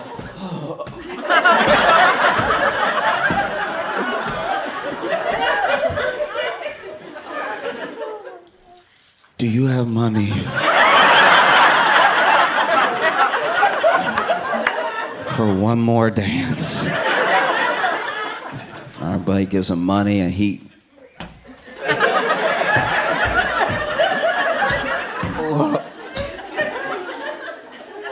goes in there, and I'm sitting with my buddy who brought him, and he's the only one out of all of us who's like chill in this situation. And like I don't know if he was like a cool guy anyway, but maybe he had just been to strip clubs before, but he was just not fazed. He was just like, "Oh, I'll get you a drink, yeah." and then our buddy comes out,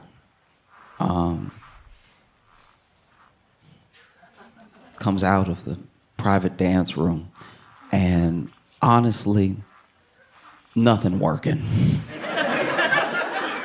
I was worried that he had lost his sight, because he walked out like,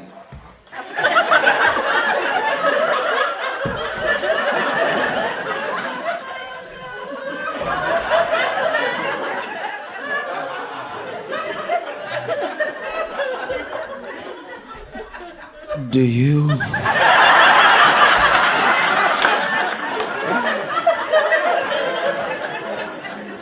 And our friend says, I'm sorry, man, but that's all the money that I had. It's probably best that we head home now anyway. And we get in the car, we're headed back, and it's not that long before it's not like silent. We play a little music and stuff, but nobody's really talking.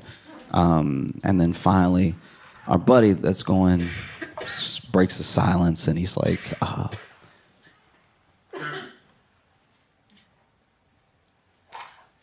"I don't know if I can go to seminary."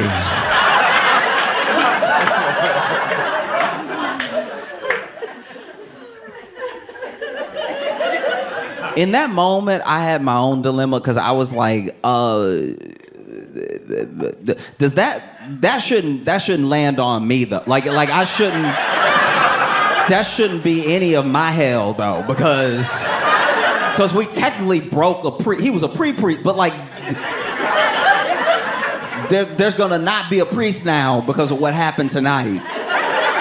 But that's not on me, because I didn't drive us here, and I didn't have a ride. So then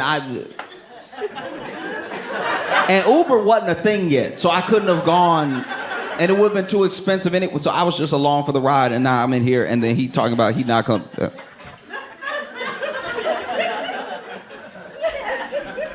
And then he's like, "Yeah, I don't know. I might have to think about it, because I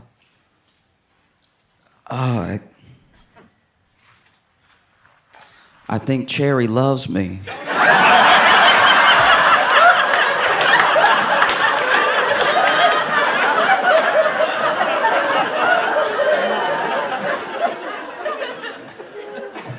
And I think I love her too. And so when I think about MAGA,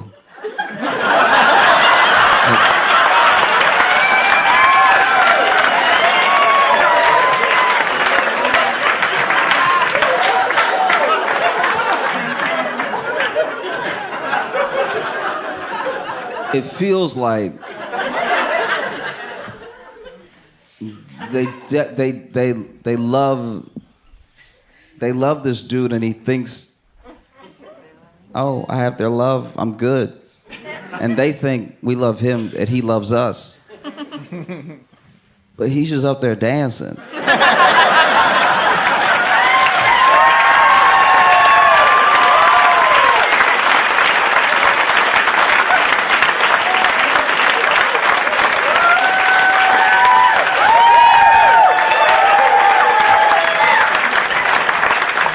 And don't get me wrong. Don't get me wrong. He is good at dancing.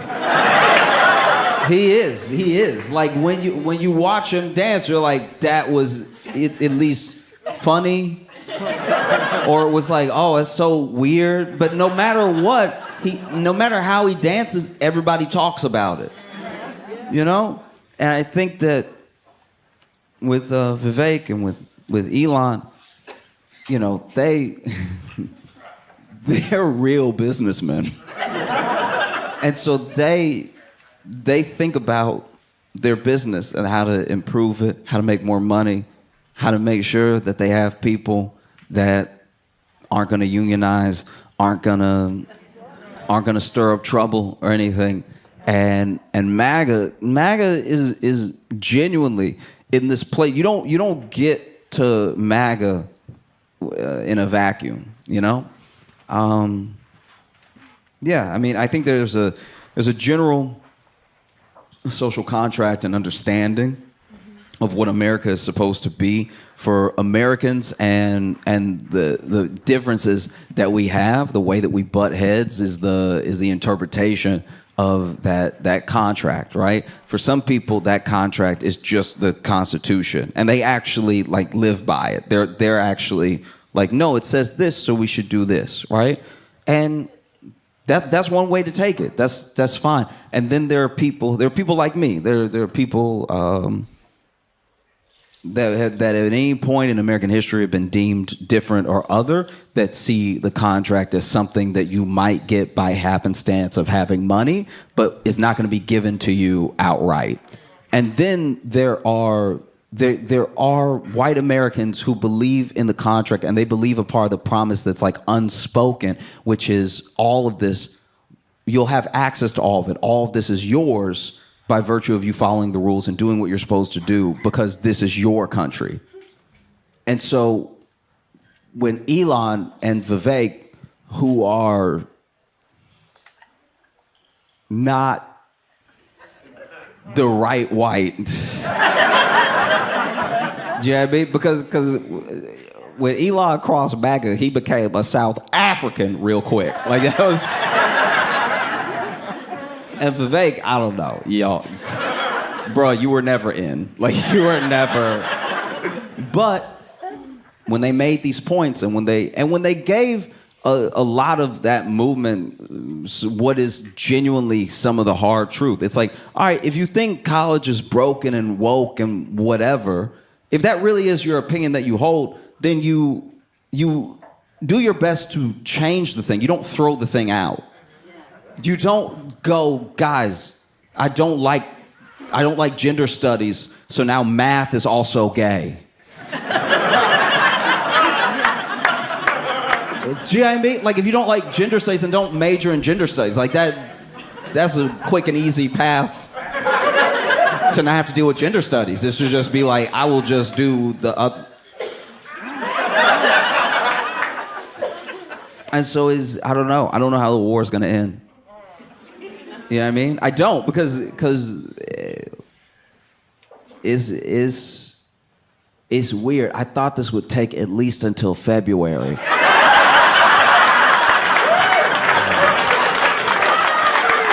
Y'all have been phenomenal. Thank you so much. Y'all have a great night. I appreciate you.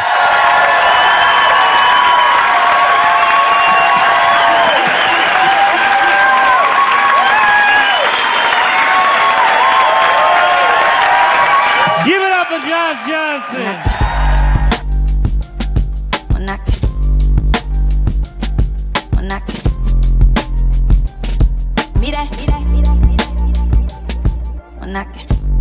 Milwaukee, make some noise for your headliner, Josh Johnson.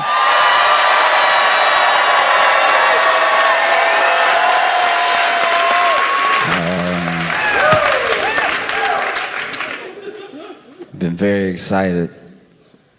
I've been very, very excited. Been highly anticipating a bout that's coming up. Mike Tyson versus Jake Paul. Some of you may have not known that this was going to happen, but in case you didn't, Mike Tyson is going to box Jake Paul, and I'm excited more for the spectacle than the actual fight. I don't know what's going to happen in the fight exactly, but it is one of the wildest encounters of two people punching each other that you could have ever imagined. Mike Tyson versus Jake Paul, a star, a bona fide star globally of the 80s, fighting one of the most popular influencers that the modern era has to offer. And it just feels like somehow the 80s are fighting the 20s. Do you know what I mean? Like Mike Tyson versus Jake Paul. Feels like Sylvester Stallone versus Liam Hemsworth. It's like, you're just kind of like, what? How? How are they even close enough in age to have anything to argue about? This is crazy. If you don't know Mike Tyson, I know that some people are too young to have like really watched him fight. I'm too young to have like remembered those fights live. Some of them I wasn't even around for, but I watched the tape and it's devastating. Mike Tyson is one of the most bona fide terrifying people. You know what I mean? Some of the things that Mike Tyson would just say, I'd be like, oh, to even think it, you must be willing to do it. Do you know, like there was a press conference one time where Mike Tyson was sitting there and he's like, this thing, I don't think these guys understand. I'm not here to just box. I'm not here to fight or anything. I'm trying to take their health.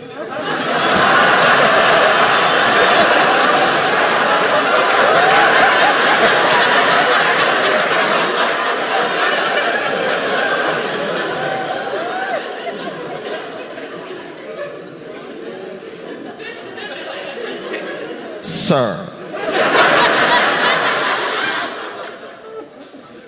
the question was, what has your preparation been for this match?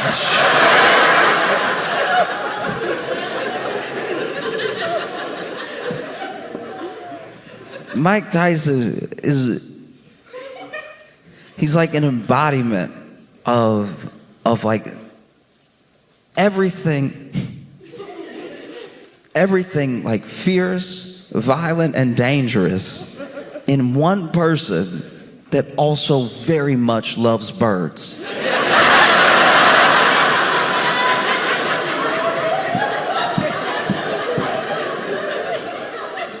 And what's wild about Mike Tyson is that from the time that he was young, right, to present, he had taken a genuine, not only interest, but maybe an obsession with the way that the world works, understanding oneself and understanding the world and how who you are applies to the world, right? So he said some of the most fascinating things around Alexander the Great, around conquerors, around kings, around how to win a mental battle as well as like a physical one, how war works. He has such an understanding of the world. And then he says other things. Other things that are so scary that you're like, sir, just shoot me. Don't want to have to deal with this, you know? And a lot of it bleeds together because it's not my time, right? I'm not like from that era, but you watch these old compilations of press conferences and interviews and post-fight interviews with Mike Tyson, I was scared for the reporter. Because you have a man who's been training to basically kill a man with his fists, even if it took him 12 rounds, and it took half of one. So by the time you interview him, he's still got a lot of energy.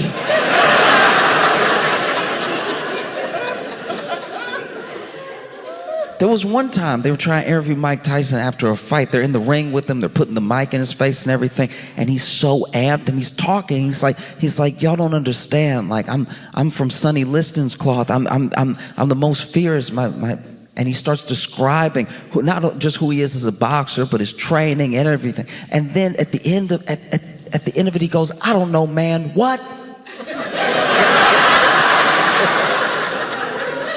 And I think if I had been the reporter, I'd also be like, nothing. I didn't say anything. Don't worry about me. Mike Tyson press conference was a master class in psychological warfare. He would say things that had you thinking like, oh man, this dude's like out of his mind. Or this dude really wants to kill me and I don't know him. That's gotta be tough as a fighter, to sign up for a fight. And you know we both fight. But one of us loves fighting. And we both like it, that's why we do it, and we're both good at it, that's why we do it. But one of us is so excited to hit, they don't care if they get hit. It's a very different person. Do you know what I mean? Even when you're mad, even when you're angry, and you're like, that's it, let's fight. You're trying to get the aggression out, and you want to hurt the other person. And yeah, maybe you're willing to take a few punches, but you aren't in a fight loving getting hit just so you can give a hit. It takes a different type of person, and Mike is a different type of person. You know? When you look at where Mike Tyson comes from, it's astounding that he made it to where he was. You know, Mike Tyson comes from Brooklyn, was in Bed-Stuy, and then at a young age moves to Bronzeville, and it's devastating because it's not the Brooklyn that you know now. You know what I mean? Like it wasn't. There were no cupcake shops. It was Brooklyn in a way that was, let's say the property would be cheap, all right? Like if you were trying to buy, all right? Devastating conditions. And he talks about how there was just, you couldn't even go to the bathroom inside sometimes where they were staying and stuff. And all that stuff can make a hardened person. Because he didn't just have to live in certain conditions. He had conditions waiting for him when he got outside. He talked about it. He had to fight. He had to fight all the time. He had to be ready to be tough all the time. People will test you all the time, right? He talked about his first fight. Because like I said, Mike Tyson loves birds. It's truly one of the sweetest things about him. It's one of the things that like gives you a glimpse into the humanity of a person that's only known as being this fierce beast, right? Loving these birds, being gentle with them, caring for them, spending time with them, you know? Really taking care of them. And when he was a kid, there was a kid who took his bird.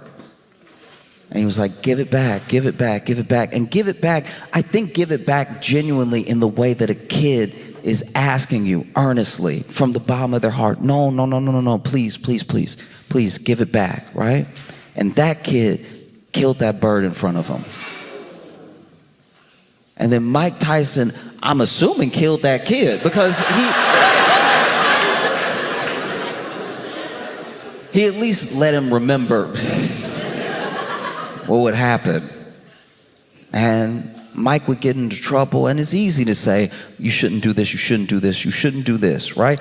All those things can be true. Obviously, you shouldn't be robbing people, you shouldn't be selling stuff, you shouldn't be out here with these people who are on a bad path and everything. But when you have what looks like no other option from those things, how can you expect someone to just know?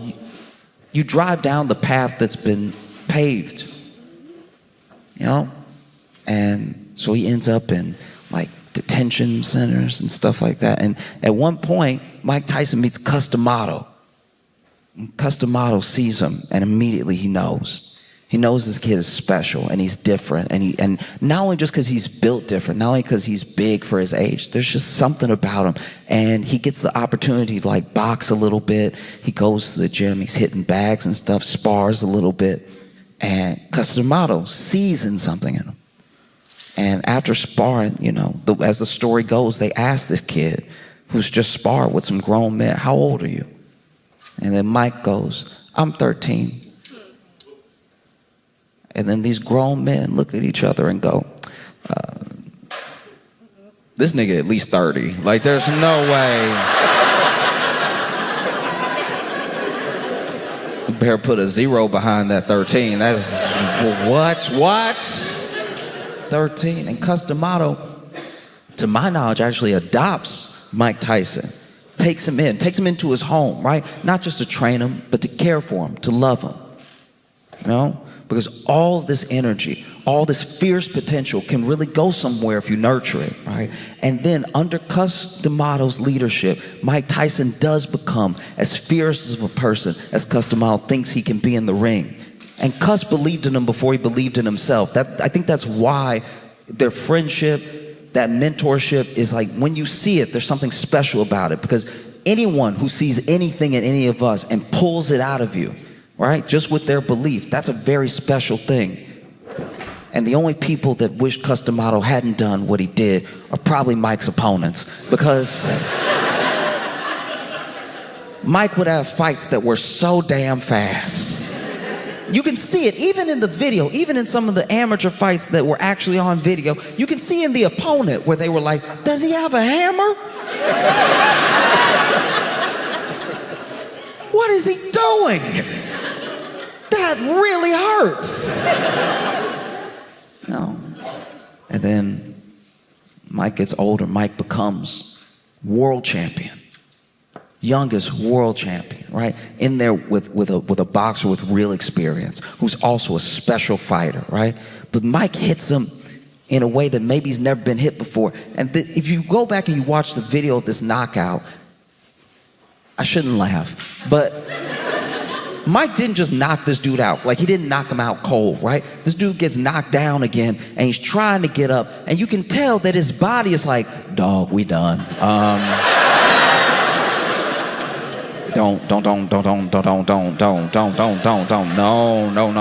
You know, like when you're in a bar fight and your buddies hold you back, that was that guy's whole body. Like, you can even hear the announcer be like, oh, he's fighting to get up, but his body won't let him, because his body is like, parts of him that didn't get hit. This dude got hit in his head and the chin, and even his feet and his knees and his hips were like, look, if you ever want to speak to us again,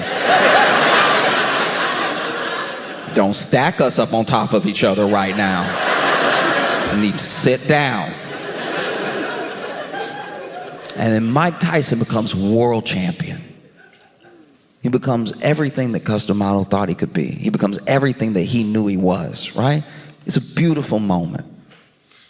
And then it's important when you think of Mike Tyson to understand that Mike Tyson is America. A lot of Mike Tyson's story is how America works, right? There are parts of this country that if you travel to, you'll think you're in another country for how poor they are, how broken, the conditions that people are living in. You know, it looks like the developing world in some parts of America, and we don't like to talk about it. We especially don't like to take care of those people because it means we have to really look at ourselves to do it. But there are people that come out of those conditions that build themselves up into something that no one else could have imagined based on where they started, right? Mike Tyson is just like America. Mike Tyson is fierce, fearsome, you know, incredibly violent. People in other countries look at America the way that we look at Mike Tyson. Genuinely, if you travel, and I mean really travel, I'm not talking about just go to the tourist spots and the places that are popular to go. If you really travel and you know world history and you go to a place and you ask them about America, right? A country that we've attacked before, you know? They look at us like we have a tattoo on our face.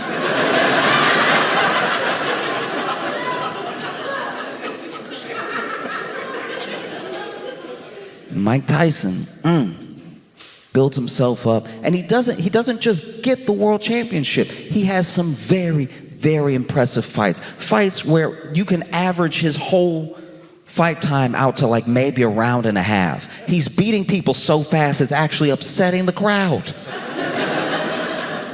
I know people who paid a lot of money to go to a Mike Tyson fight and went in the bathroom at the wrong time. Sit there the whole fight card holding it, and then you're like, oh, he's only walking out, I got a second. And then from the bathroom you hear, oh. You're like, oh no. I mean, then Mike goes down a downward spiral. He loses Cus D'Amato. He loses this person that was a mentor, that was a friend, you know?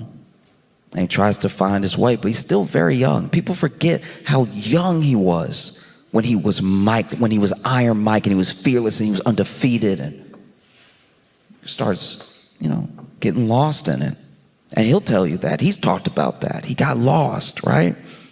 Goes to jail at one point. Like, this dude is on a dark path, And even, this is attributed to Mike Tyson. I don't know if he actually said it like this, but he was like, I was a baby.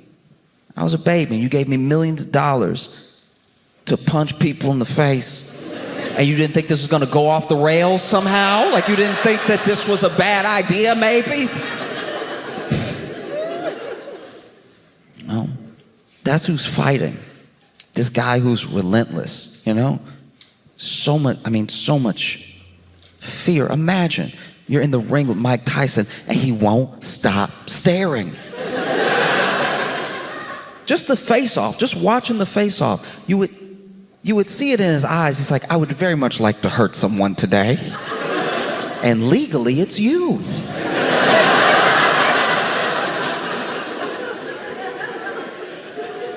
And he was fast, and his movements were jerky, but they were quick, and they clearly hurt, because some very big men did not get up. He would hit people so hard sometimes that you'd be like, I think that guy's dead. And then he'd twitch, you'd be like, he's all right. That's who's fighting. And then you have Jake Paul. One thing people need to understand about Jake Paul, if you don't, he's very much, we are in Jake Paul's time. Whether we like it when I say that or not, he's having his Mike Tyson moments right now. World famous around the world. People tune in from around the world. They watch his fights, they watch his YouTube videos. This dude is a true bona fide star, right? And we can argue about if he's as popular as Mike was back then and why the internet is different, but he is very popular. And he loved boxing. He feels like boxing saved him. That's something similar that he has with Mike, because this kid, he got a camera from his dad, him and his brother, when they were young, and it was to film themselves while they were doing football so that they could improve, right? Which I don't know how that works. I don't play enough football. Like, if I did that and tried to tape myself playing football to improve, I think I would just be like, this is where I got hit. And this is when I hit the ground. I think that's all I did. I don't know was that right? Is that how you do it? And so him and his brother start making videos, like little YouTube videos, whatever. They're putting them online. They're getting some looks every now and again. But then Vine came out. And if you don't know what Vine is like TikTok granddaddy.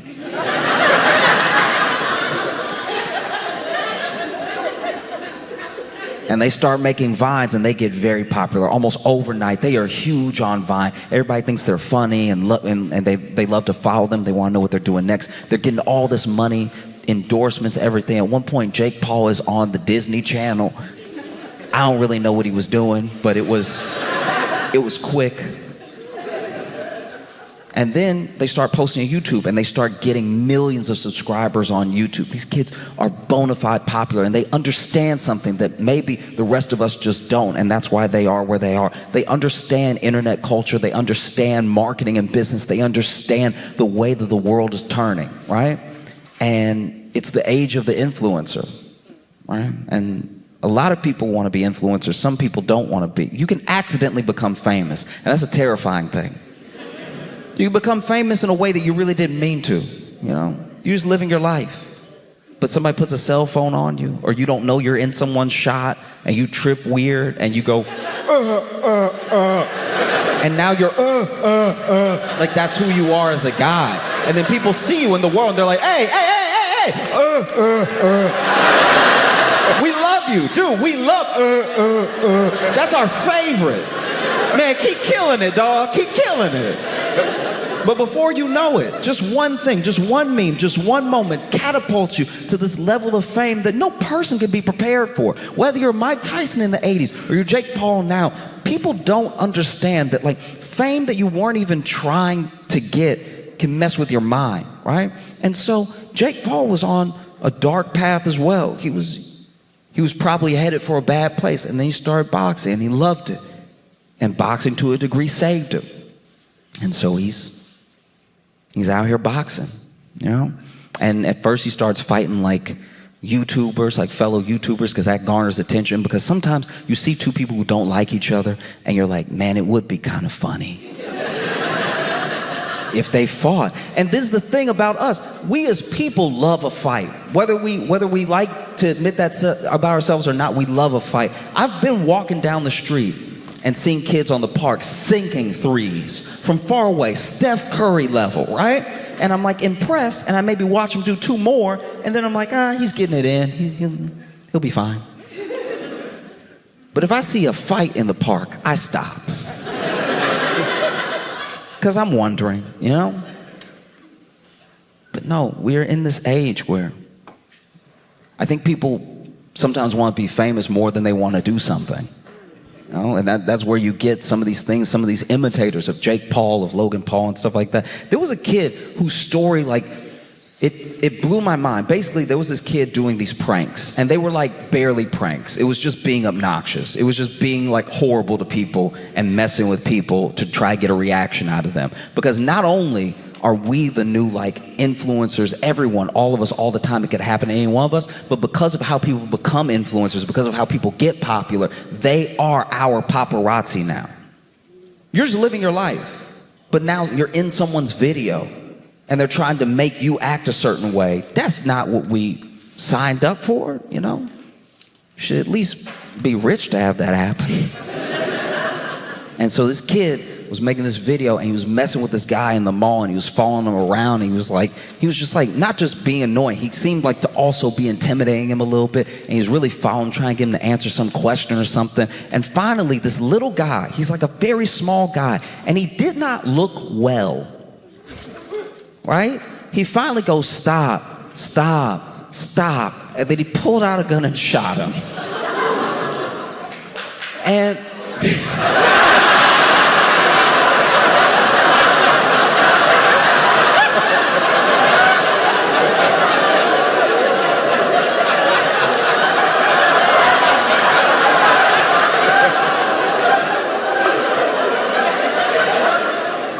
I am praying that's not him.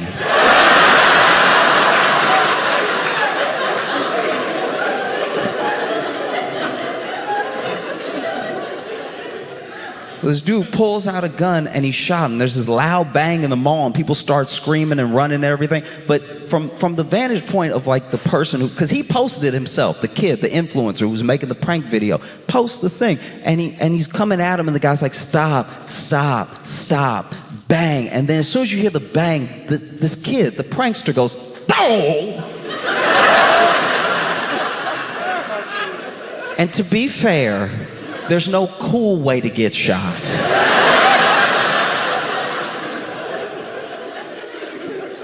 But he goes, oh! And he hits the ground And that guy walks off, and obviously he gets arrested and everything. They explain the situation. I believe he got released. And then this kid goes to the hospital. He's fine, right? He's fine. He got shot in the side, and he's fine. But when they ask him about it, they ask him how he feels about the fact that this thing happened. Like, is it change how he's going to make content? He got more followers from it happening because it got on the news, and people wanted to see the kid that got shot, and they wanted to see the other stuff that he did. So he did get more popular, right? And they wondered how he felt towards the gunman. This guy shot you, and you were being annoying, but did you deserve to be shot, right? And then this kid sitting in his hospital bed, his dad, by the way, is furious. His dad is like, there are people saying my son deserved to be shot. My son's just a kid, right? And this kid sitting in his hospital bed, when he's asked these questions, goes, it is what it is, dog. Like,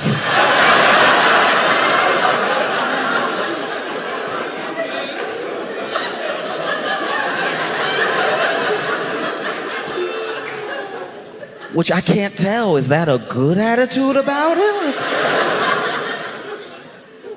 But it lets me know it's not just a few people. It's not just a few individuals. We're in an age, and it's an age of if I can be popular, maybe I can be safe, maybe I can be liked, maybe I can be something, whatever it is. But it's apparently worth being shot over for some people. And make no mistake, Jake Paul is America. I don't know how it feels to have me say that, but Jake Paul is America. A lot of what America embodies is what Jake Paul is, right? America is business, usually business first. We can worry about being a country later. It's business, and it's fame, and it's money, and it's influence, right? You go to some of these backdoor meetings that some of these world leaders have when America convinces them to do something. We don't know how they do it. Maybe it's with money. Maybe it's with other things.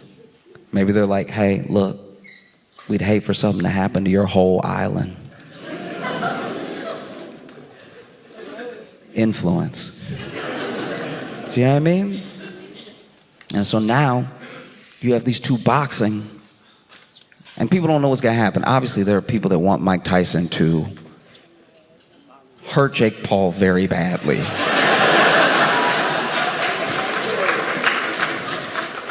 And then there are people who just want to see a fight. They just want to see what it would look like.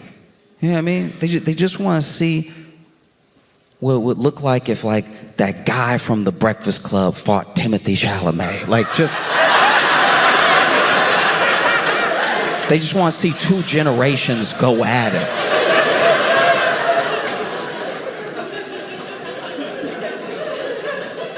You know?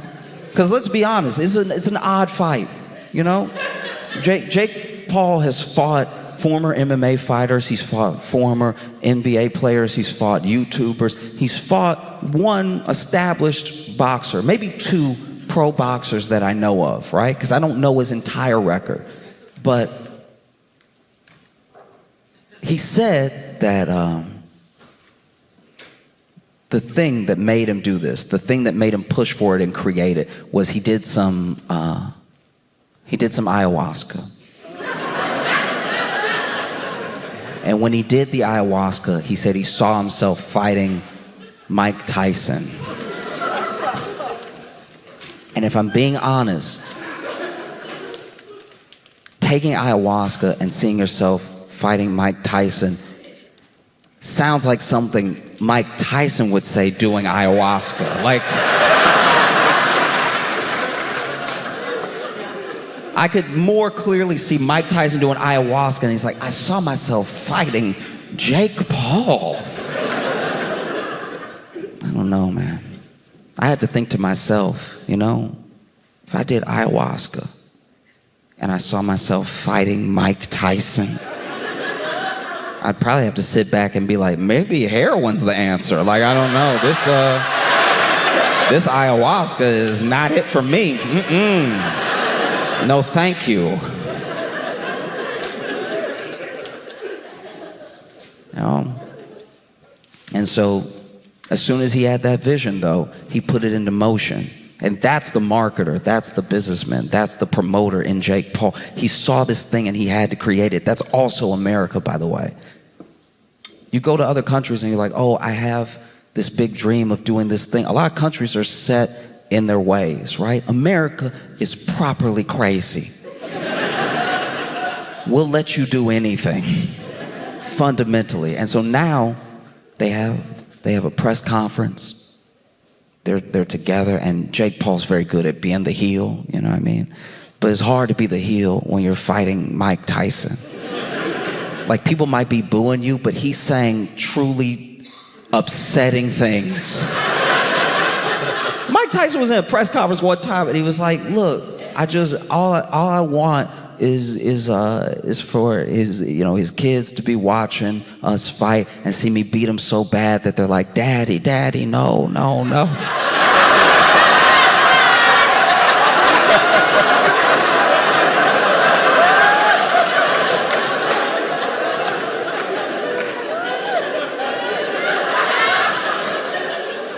Hearing Mike Tyson quotes out loud genuinely makes me want to learn Tai Chi. So in case I ever come across Mike Tyson, I can look like I'm about to fight him while also backing up. Like,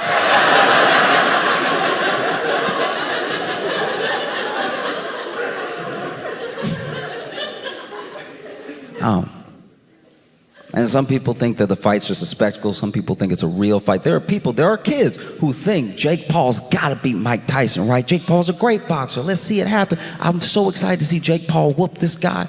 There really are both sides to this thing. And it's going to be on Netflix, which who knows if that's a mistake. Do you know what I mean? Who knows if they fight and then one of them dies and we're just sitting there like, so...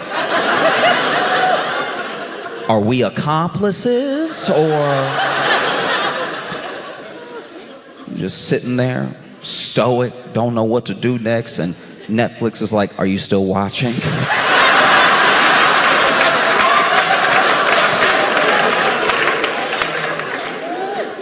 Not now, man. You know? And it's a gamble as well. It's a gamble. Is one of the biggest gambles we've seen, because Mike Tyson is, to some degree, putting his legacy on the line. He's one of the most fierce fighters that's ever lived. People talk about Ali and Tyson. When they talk about boxing, they don't really know anything about it. You know those names. And then Jake Paul's putting something on the line, too. It's like, I had this idea, I had this dream of fighting Mike Tyson, and maybe I'm just out of my mind and I'm going to be hurt very badly.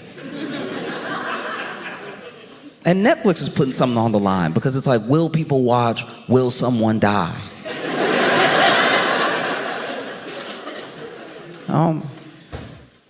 It's a genuine gamble. And if America is anything, it's a proper gamble. You know what I mean? Like, that's what we do. I don't know. I admire an aspect of what Jake is doing, because Jake loves boxing. And no one will probably ever give him credit for it, but he is revitalizing a part of boxing. People talk about boxing a little bit more now because of the popularity that he brings in, the new kids that he brings in, and he's putting himself on the line because he loves boxing. And that, to me, is wild. Like, I love hip-hop, but I wouldn't try to battle Kendrick Lamar. Like...